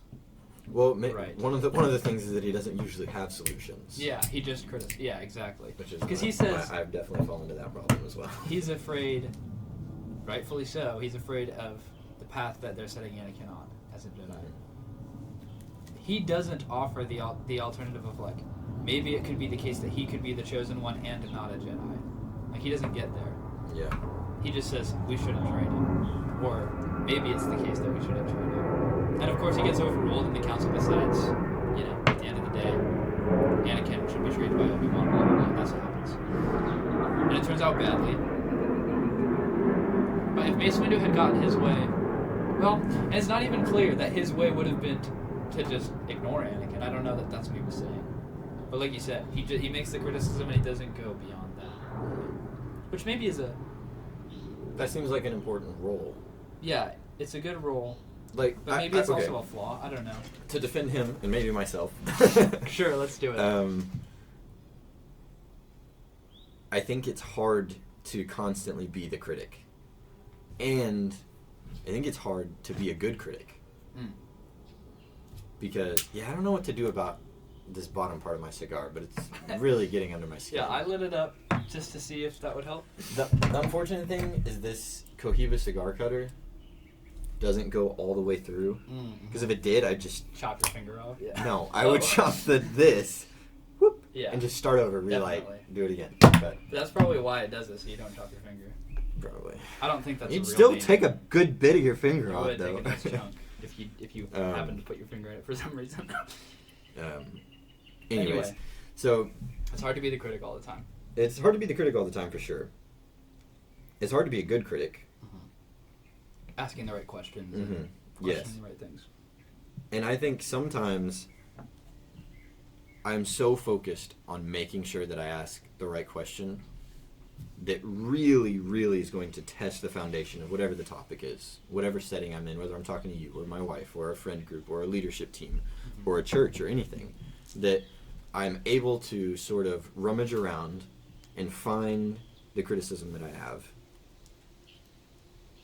Or I'll even spend weeks or months sometimes finding the criticism that I have. And I don't have enough understanding on my own to offer a solution or to know the answer. Sure. But that I'm hoping through a collective that when I bring the criticism up, it will spur on people who can think deeper about it than me and have more knowledge than I do, that they'll be able to answer it. Yeah. Because they haven't brought up that question and it's not there. And I was able to find it, but that was hard enough. Like, that was all that I could bring, was the criticism. That was it. So I wonder if the sort of the character that he plays is that, and maybe that's why he's on the council, because you don't have any sense that the council wants him removed either. No, certainly not. And from my experience, the friends that I have and the groups that I'm in and the leadership roles that I'm allowed to play, I'm often... people want me around.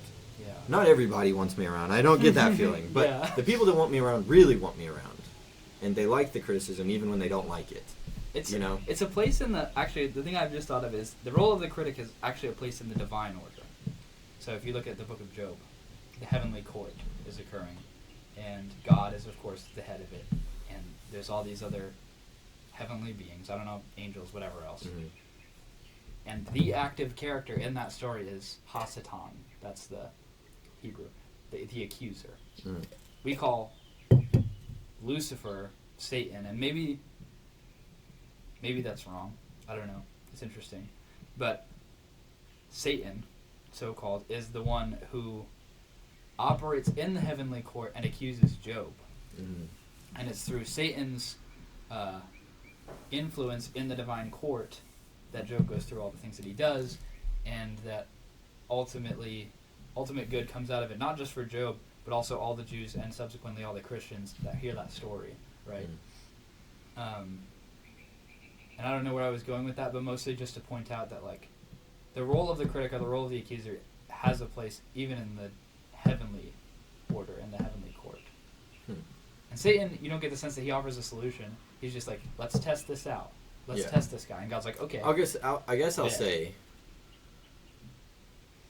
just so that we're not comparing me or Mace Windu to Satan, is that is a valuable role even throughout the Bible, even when it's not in that place too. I mean, that's the sort of character that a lot of the kings play, or a lot of... or Nathaniel to David, as I already mentioned before. Yes. Well, and I want to clarify. I'm actually very dubious. I'm very doubtful that the character in Job... I think there may be a distinction between Satan and Lucifer that we don't often make. Okay. I think it could be the case that Satan, as we see him in Job, is a different character, a different being, a different person than, like, Lucifer, the devil, the serpent in the garden. Yeah. Okay. Right. Because God curses the serpent, who we often in the Christian tradition see as Lucifer, the enemy, whatever. Mm-hmm. But the enemy and the accuser are different things. At least there's called different terms in Scripture, and so I don't know enough about. I don't presume to know enough in the heavenly court. And Jesus talks to one of his disciples and calls him that too. Yeah. And we don't get the image that guy, Peter, that guy is the enemy, or that he is the same serpent. Right. Yeah. Right. Definitely not.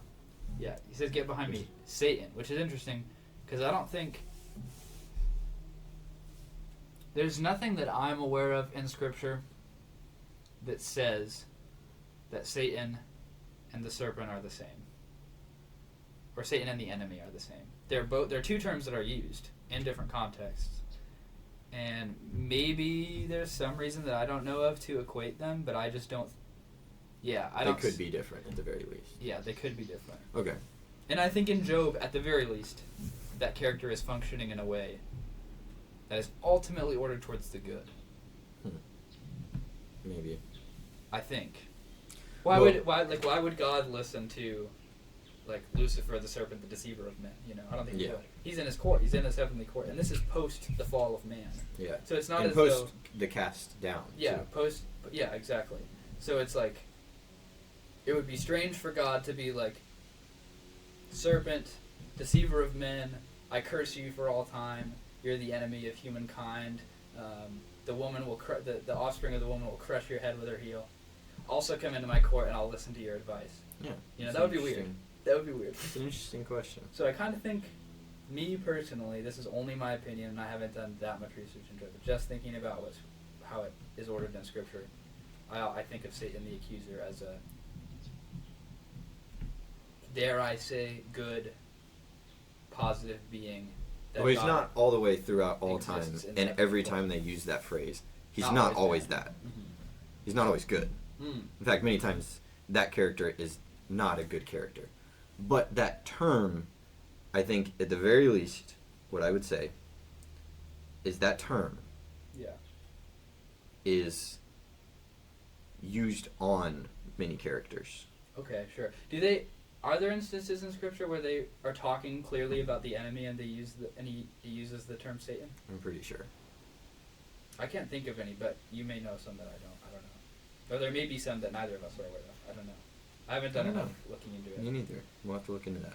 I guess the only time I know for sure the only time I know for sure they use the term Satan is for Peter, when he says, oh, you're not going to die, whatever. There's a couple that I'm thinking of, but I don't know what term they use. Like specifically when Jesus is in the desert, I don't know what term they use there. Is that Satan or is that? Because that's a tempter. Yeah.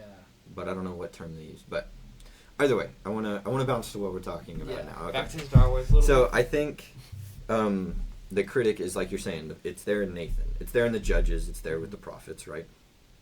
Oh yeah, the prophets are always the accuser of Israel. Yes. All the time. Yep. Yeah. They ask the questions. They criticize. They come to the kings. They come to the people.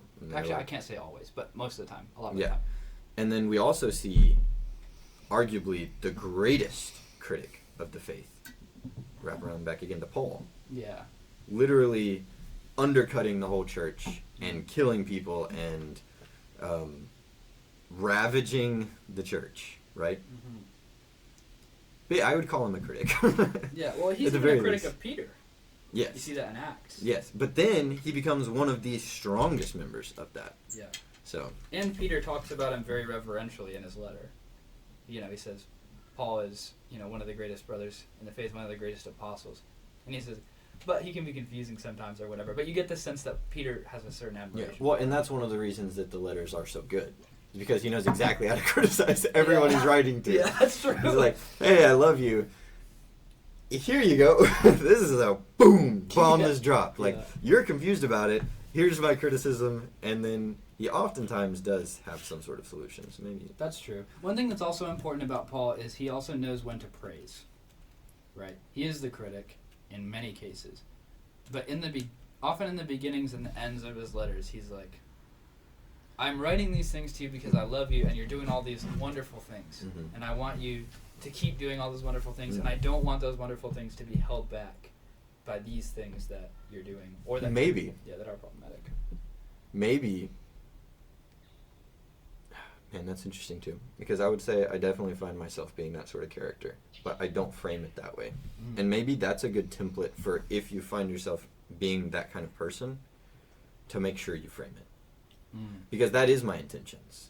Like with my dear friends, with the groups that I'm a part of, with all the other parts of my life where I do try to play that role, it's because that's inside of me. That's that love I have for dear friends, for my wife, for the groups that I'm a part of, is that love. And that I want it to be good. Mm-hmm. But I don't frame it that way. Yeah. I don't start it that way, I don't end it that way. I'm more concise, more brash. And he was too. Probably. In certain cases. Prior to him becoming new, right? Being reborn, but maybe we see a sort of completeness to his character that is like, if you're going to be, like, the skill doesn't change. Sure. But he becomes a better conduit for it. Mm-hmm. Yeah. He also becomes very humble. Mm-hmm. And he brings it in love. Before. Yeah. Which is interesting. Even to the Corinthians. Because you have to assume that, just to say that Mace Windu is probably the same way. He's a part of the council. His intentions aren't to leave. Mm-hmm.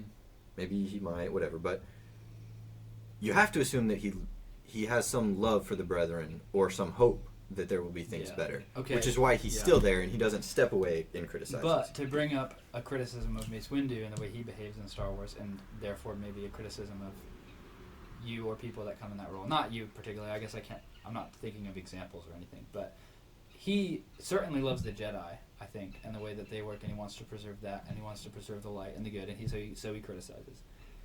I don't think he extends that same love to Anakin. Maybe, except for that I know in my life, I'm not so critical, and I don't offer criticism to people that I don't care a little bit about. Sure, yeah. Even just a little. Yeah. But I think... but maybe. If you look at I think you can contrast Qui-Gon and Mace Windu in this way. There's a gentleness to the way that Qui-Gon interacts with Anakin, in Phantom Menace in particular, that Mace Windu doesn't show. And Qui-Gon's also very critical of the Jedi, and probably, I'm trying to think of instances in which he's critical of Anakin. Well, Anakin's a kid, so it's a little different. But I think he probably would have been. Almost, in fact, there's ways in which Obi-Wan is not critical of Anakin that you get the impression maybe Qui-Gon would have been. Like, Obi-Wan is very much a brother, very much like, he loves Anakin so deeply, and I think sometimes that prevents him from bringing up things that he should. Like, at the end of Revenge of the Sith, we kind of get, towards the end of Revenge of the Sith, we get the impression that Obi-Wan knew about him and Padme for like a long time. And he should have addressed it. I'm not saying that he should have said, oh, you can't do that.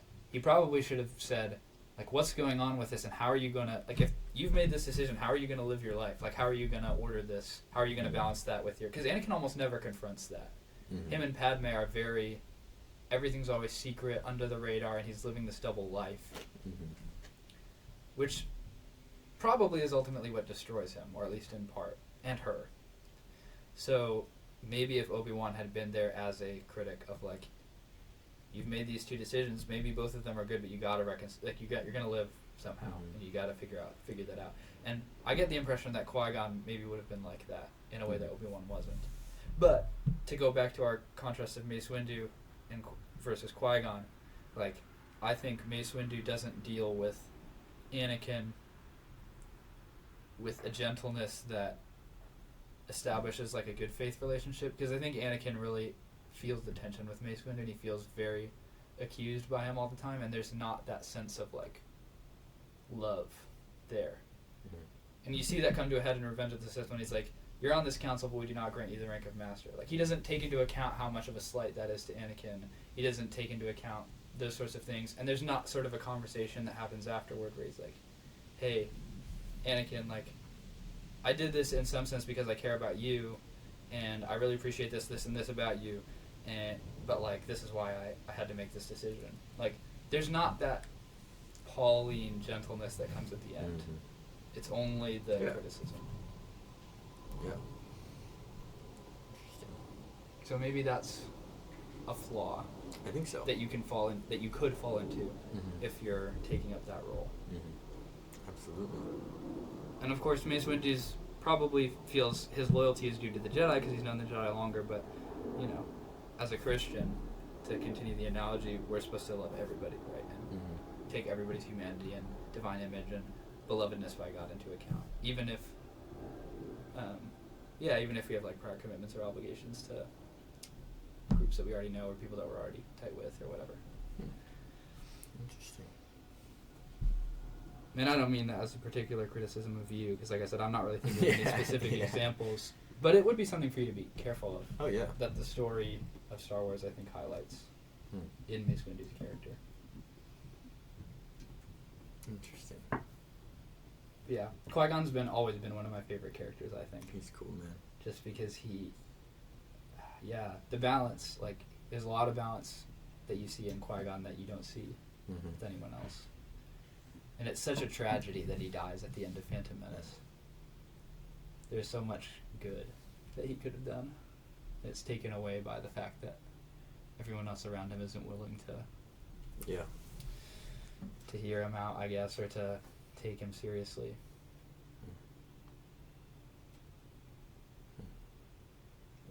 What do you think about, to move into a different...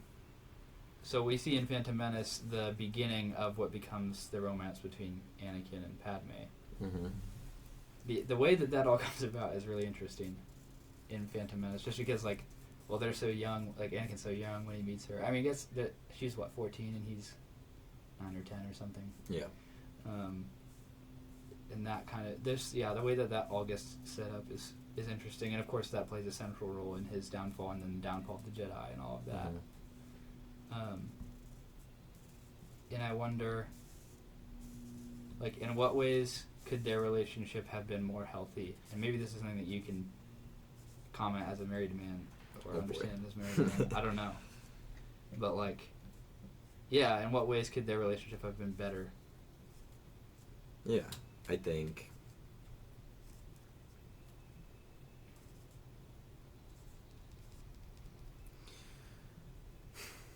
The advice I would give to anyone who is interested in a romantic relationship with... The advice I'd give to any man who's interested in a romantic relationship with a woman is always be noble, always be honorable, always be above board. And if you really, really love her,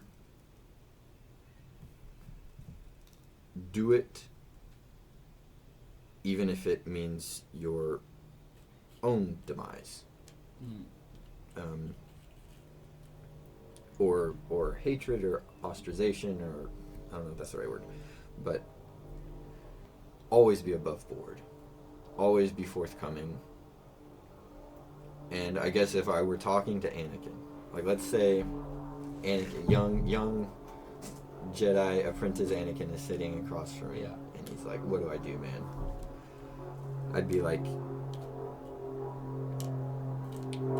you have to talk to your master. You have to talk to the council. And if you know that you are called to something higher, to something lofty and noble, and that she wants you to be better for that, and she's willing to go into that with you, and she's the right one, whatever, you have to be above board. You have to tell them. You have to express your intentions and make them clear. And when they come to you and say, this isn't how we do things, know that you can still aim for high, good, lofty, noble things, even if that means you have to step away from this. You could still be the chosen one. You could still be the one who makes a difference in all of the galaxy. The prophecies are not less true. Right. You may not be able to do this with them.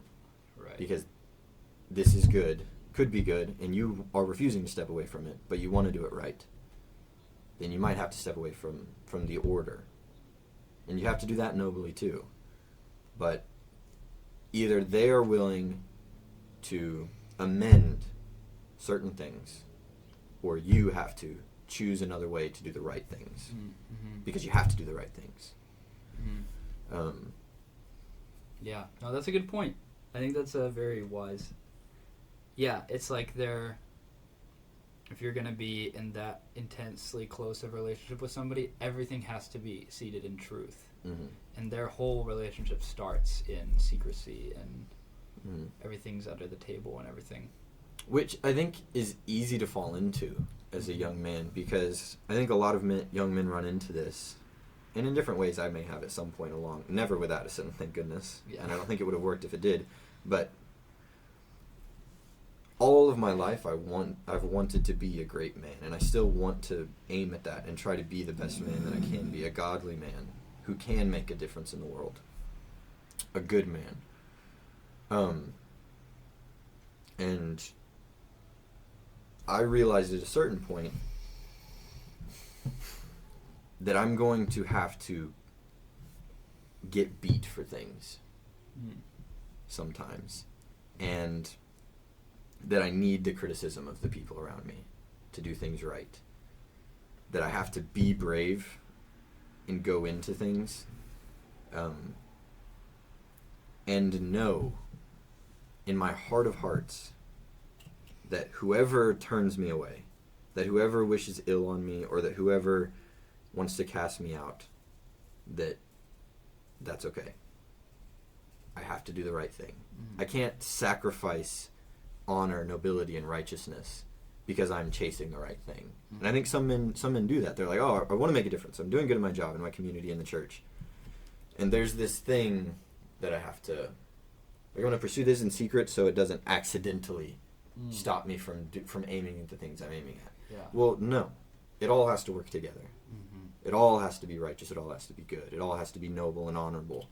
And if you're going to move forward in doing the righteous, noble things that you want to aim at, every part of your life has to be in order for that to happen. So if that means that you have to face the council and say, it must be the case that I have to step away from this based on what you're saying, if I'm going to pursue this as well as pursue noble things because I believe this is a good thing, then you have to do that. and you have to be willing to listen to the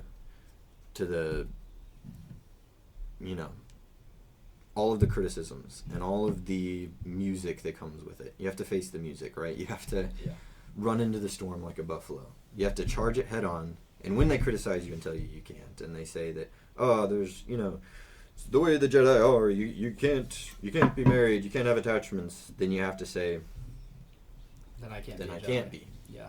I can't be. Mm-hmm. Mm-hmm. Yeah. No, that's cool. Which, that's good. Even in Star Wars, we get that eventually. We get a character who does that. We have Ahsoka. Yeah. Who is one of the most interesting Jedi, because she is noble, and she is good, and she's honorable. Yeah. And that in her heart is what's most important. And eventually, she even gets to the point to do things that certain Jedi never do, right? Things like purifying crystals, which is it's a whole rabbit trail about what that means. But what it means basically is that she is so in line with the light side of the Force that she can heal things that are very broken and very damaged with hate and anger, which is a beautiful thing. Yeah. And she does a lot for the light side, and she has to step away from the Order to do it. Mm-hmm. Yeah, for sure. And she has the courage to do that where Anakin doesn't. And maybe it's not just courage, but maybe it's also humility, because another thing that really defines Anakin's character, even from the beginning in Phantom Menace, is ambition. Mm-hmm. And which is a shortcoming of many men. Yes. And there's a lot of scenes between Anakin and Padme where she kind of has the courage and he does not. Well, sort of. She almost does. But I think the problem is that she doesn't have... She has the courage to face the consequences of what she's doing herself, but I don't know that she has the courage to call Anakin to do the same thing, right? Because maybe if she was really courageous enough to look out for his good, she would have delivered him an ultimatum, as you like to call it, of like, if this is going to work, like, you need to figure out which way things are going to go. Because she's always trying to support him in his ambitions as a Jedi, but while actively participating in a relationship with him that she knows is illicit for the Jedi. And she's not willing to make him make that choice.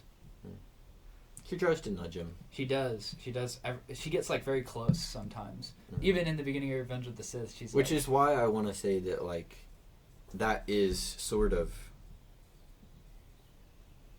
almost as much as she can do. Because a good man, a man who has a little bit of humility inside of him, will realize that that's what's happening. And then he has to have the courage to do the next thing. Right.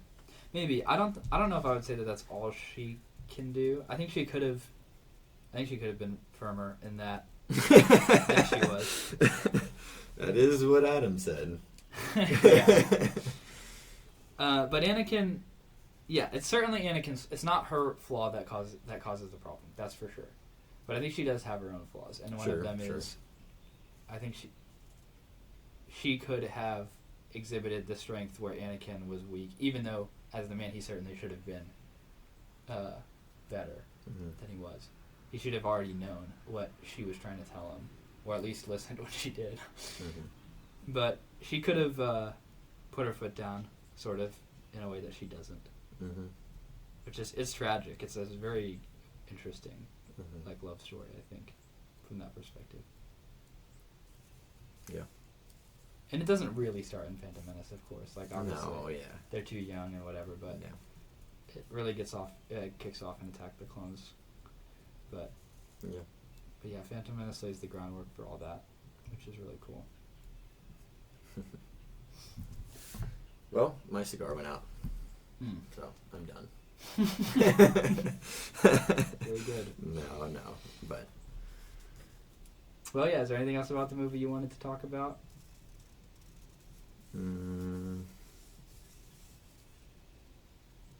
Just from a film perspective, I think it's really cool. It is cool. Like, George Lucas took a lot of risks and did a lot of things that were never done before, as far as, like, using CGI and all of that, which turned out pretty good, for better or for worse in the long run. But for Phantom Menace, I think it turned out pretty good. There's definitely, like, criticisms you can bring, but they really pioneered a lot of stuff, like a lot of new technology and whatnot with that movie. That's cool. Yeah. I think one thing that's That's kind of in the weeds, but we can cut it out if we need to. Yeah, sure. If anybody's still listening by now, they're here for the weeds, I feel like. Maybe. So, that's a good point. One character that's really interesting that I have a very big fascination with is Count Dooku. Mm-hmm. And in the extra stuff that's come out recently, like the Tales of the Jedi stuff. Yeah. That's made me more interested in him. But even in the Clone Wars, there's this. It's sort of maybe this is the Satan character. But he is strikingly similar to Mace Windu. Yeah. Striking, like the whole time. He's brilliant, right? And great in fact, thinker. in Tales of the Jedi, they pair them up. Mace Windu and Count Dooku are together for like.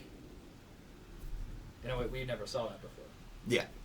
But what's interesting about his character is he's a very deep thinker, and he has a lot of criticisms, like pretty on the money criticisms that you're like, oh yeah, well, yeah. Yeah, he's right about that. Yeah, he is right about that, which makes him a cool character. But we have there's a strange interaction, because he was a Padawan of Yoda as well. Yeah. Yes. And I think I also should correct something I said before for any Star Wars nerds that are still listening. I think I said that Yoda trained Qui-Gon. I think that's technically not true. I think Qui-Gon trained Count Dooku trained Yoda trained Count Dooku trained Qui-Gon. Yes. So sort of indirectly Yoda becomes a mentor to Qui-Gon after Count Dooku leaves and everything. Sure. But yeah, Dooku, he has an interaction in the Clone Wars with Yoda that the first times that I watched it through I just don't even remember it. I don't know how I missed it, but I didn't see it. But when I went back and watched it a different time when I was a little bit older, I saw the interaction and I was like, what is happening here? That's big, right? For a brief second in this interaction, Yoda and him are kind of back and forth thing. They're a little bit fighting, but also talking, because that's kind of always how Dooku is. It's always how Star Wars is. Really. Well, it is, Dooku but it's also, especially him and especially Yoda. Yeah.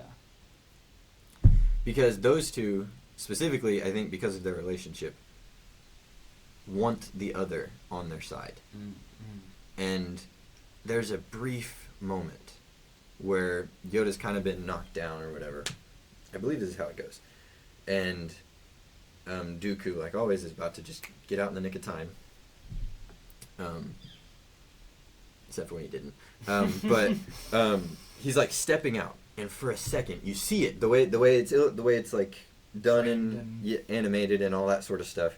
He hesitates, like Yoda almost has him there, where he's like ready to kind of try to come back and set things straight, because Yoda realizes that the criticism is actually well founded, and he doesn't. He goes away, right? Yeah. What's interesting is Mace Windu has a lot of criticisms too. Hefty ones. Ones where, like, he brings them and they're real, honest criticisms that are good and well-founded, right? But he ebbs on the side of wanting to be a part of the council. Whereas Dooku he's so angry that the council won't listen to the criticisms that he has, that he's just like, I can't be a part of that anymore. I can't stay with them because I'm so angry and passionate about these criticisms that they don't have answers for, that they're not changing for. And these criticisms are real, and they will be the end of the Jedi. And I don't know, it just, that to me is like, he's the accuser. But not with intentions that it's good, almost. More of like, he wants the downfall. He wants to see if it's he becomes an instrument of that downfall. Yeah, because he's like, no, it's flawed. It's flawed enough where I can't be a part of it, and so he steps away, and then he goes to the complete other side. Because he's like, if I can't, which I've seen this happen to some young Christians too, who become atheists. Yeah. Of like this smart guys. Oh man, I have. Oh, I know a guy exactly like. I know. I have two dear friends that I grew up with that I loved, and they grew up Christians, and they came with questions because they're deep thinkers, and they got the wrong answers. People gave them the wrong answers, and they became the other side. They turned away because they had the criticisms, and they couldn't be. They they weren't willing to blindly follow when people gave them the improper answers. Sure. Instead of just admitting that maybe there aren't answers, that the criticism, whatever. They were just like, you know. And I know some guys that I love dearly that stepped away because of that. And it's painful to watch. Yeah. And that is who Dooku is. Mm-hmm. Dooku was trained up in it. He was brought up in it. And when he had the criticisms, he knows it better they than didn't. Anybody. Yeah, they didn't listen. Mm-hmm. And instead of being killed by it, like what happens to Qui-Gon and what happens to Mace Windu, and unfortunately almost the entire Jedi Order, he steps away altogether out of fear and anger and passion. Yeah. And But that is destroys the... him too. Yes, Yeah. it is. It does. But that, to me, seems like that is also that same accuser role, but not played out in love. Right. Right.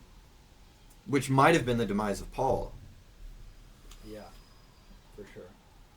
For sure. If not for love.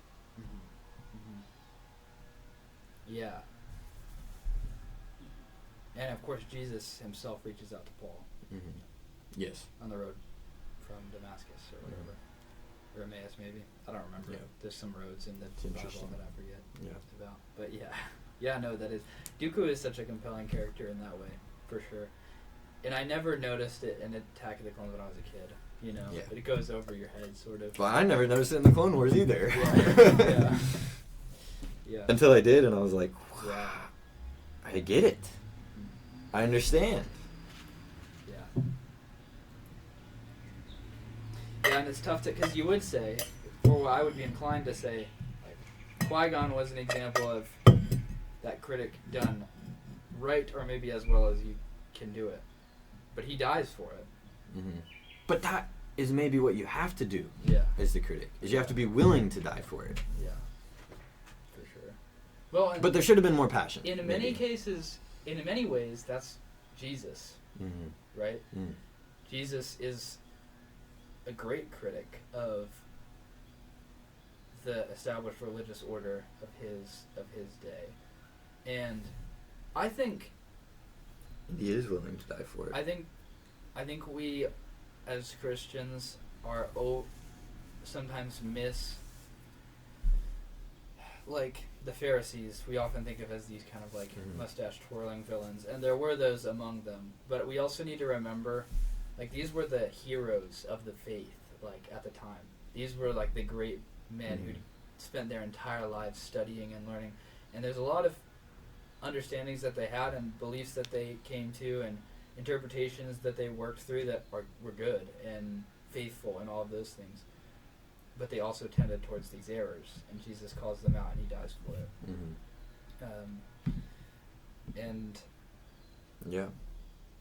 not only does he die for it, they kill him for it. In fact, one of the, again, to call back to Paul, he was one Pharisee. Of the ones to kill him. He was one of the most well studied right. on Jewish law, on literature, on the faith. Yeah. He was so well studied.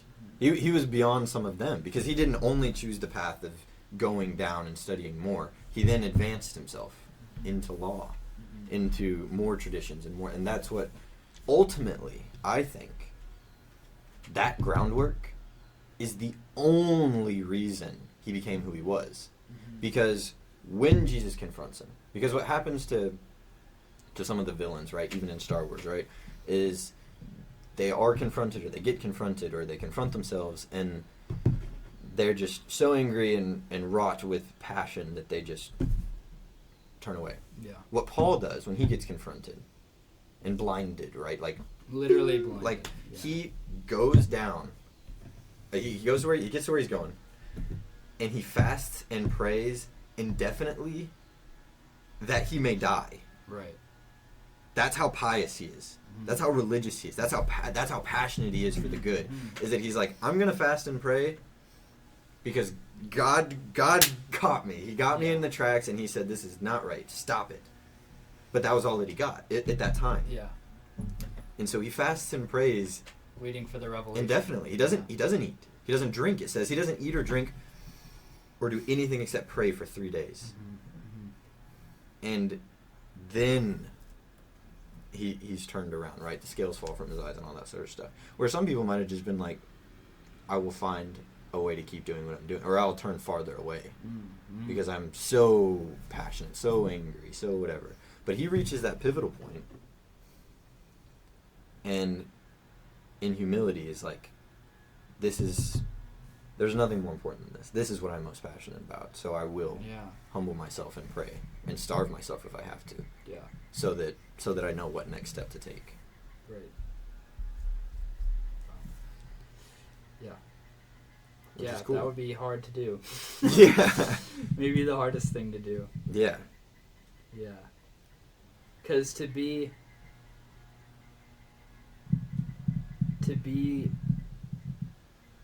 a critic of everyone and also to be humble is probably very hard. Like that like the balance of... Yeah. Because as the critic, you are seeing things that others either don't or are unwilling to see. And you're seeing how all sorts of things are unideal or could be better. And if you're the catalyst for that improvement, I mean, that's all good. But, like... You could easily become arrogant. You could easily become arrogant. Yeah, very easily. Which is what Dooku does. This is what Dooku does, yeah. And maybe to some extent what Mace Windu does. I don't know. But yeah, Paul has that... When he receives that criticism himself in such a powerful way, he responds so profoundly. Mm-hmm. It's, yeah. Yeah, it's cool. It's cool. It's hard to do that, I think. Mm-hmm. But yeah, you're right. It's about like where his heart is, you know, where his passion is, like what he really cares about. Which is interesting because he's this villainous character in a way, but also in a way the hierarchy of his values is right. Mm-hmm. You know, the reason he's so passionate about... Even the reason he's killing Christians is because he thinks that this stuff matters the most. Yeah. And that's ultimately what Jesus uses to bring about the good of the church. And then in courage and love, he faces everything. Everything, yeah. Like, within the next few days, he is so, like, he's going to the people who trained him. Mm-hmm. And he's like, you know, you're wrong. He's giving the gospel, right? He's doing it. And he's so courageous and so brave that within days they're like, we have to kill him. Mm-hmm. We have to kill him. Yeah. He was once the top dog among them. You know, their most proud whatever, right? He was living it out. The prodigy. Yeah. And when he comes back to them, eventually they're like, we have to kill him. And he has to get smuggled out of the city. Yeah. People are like, hey, like, it's well known you're going to die. We got to get you out of here, man. Yeah. And that proceeds to happen the rest of his life, right? Yeah. But he never slows down. Right, he never stops. Mm-hmm. Yeah. Yeah, what a cool character. I say character. What's one of his famous quotes? It's like, to die for Christ is gain. To lose all for Christ is gain, or something like that. Mm. Yeah. Yeah, everything. It's cool. All things I've lost in the world I count as gain in heaven, or something like that. I don't know. Say something like that. It's cool. Yeah, very cool. So, Star Wars. It's good. Yeah, and you can look at this conversation and be like, oh, they're like reading way too much into it. But I think one of the reasons that Star Wars has been so successful in the culture is that it has these ancient narratives. Mm-hmm. Like it doesn't lose sight of what it's built on, what it came from. Mm-hmm. Like all of these stories are there. Mm-hmm. Also, that's kind of what we do. We read into things. Oh, yeah. That's kind of the point of it. Right. Yeah. But I mean, Star Wars for me, I think really started my love of stories and narratives. One of the big ones. I watched A New Hope. It was the first Star Wars movie I watched when I was like 4 years old, I think. Yeah, and it's definitely shaped the way I view all sorts of stories. Mm-hmm. But there's so much depth there. Even in something like Star Wars, which is, a cultural phenomenon and whatnot, but like because it has these rhythms, these beats, these like archetypes in it, it's sort of timeless in a way, which is cool. Even the prequel trilogy, which a lot of people have been very critical of. They're good. Yeah. Cool. All right. Wrap it up there. Yeah. We gotta go camping. That'd be cool.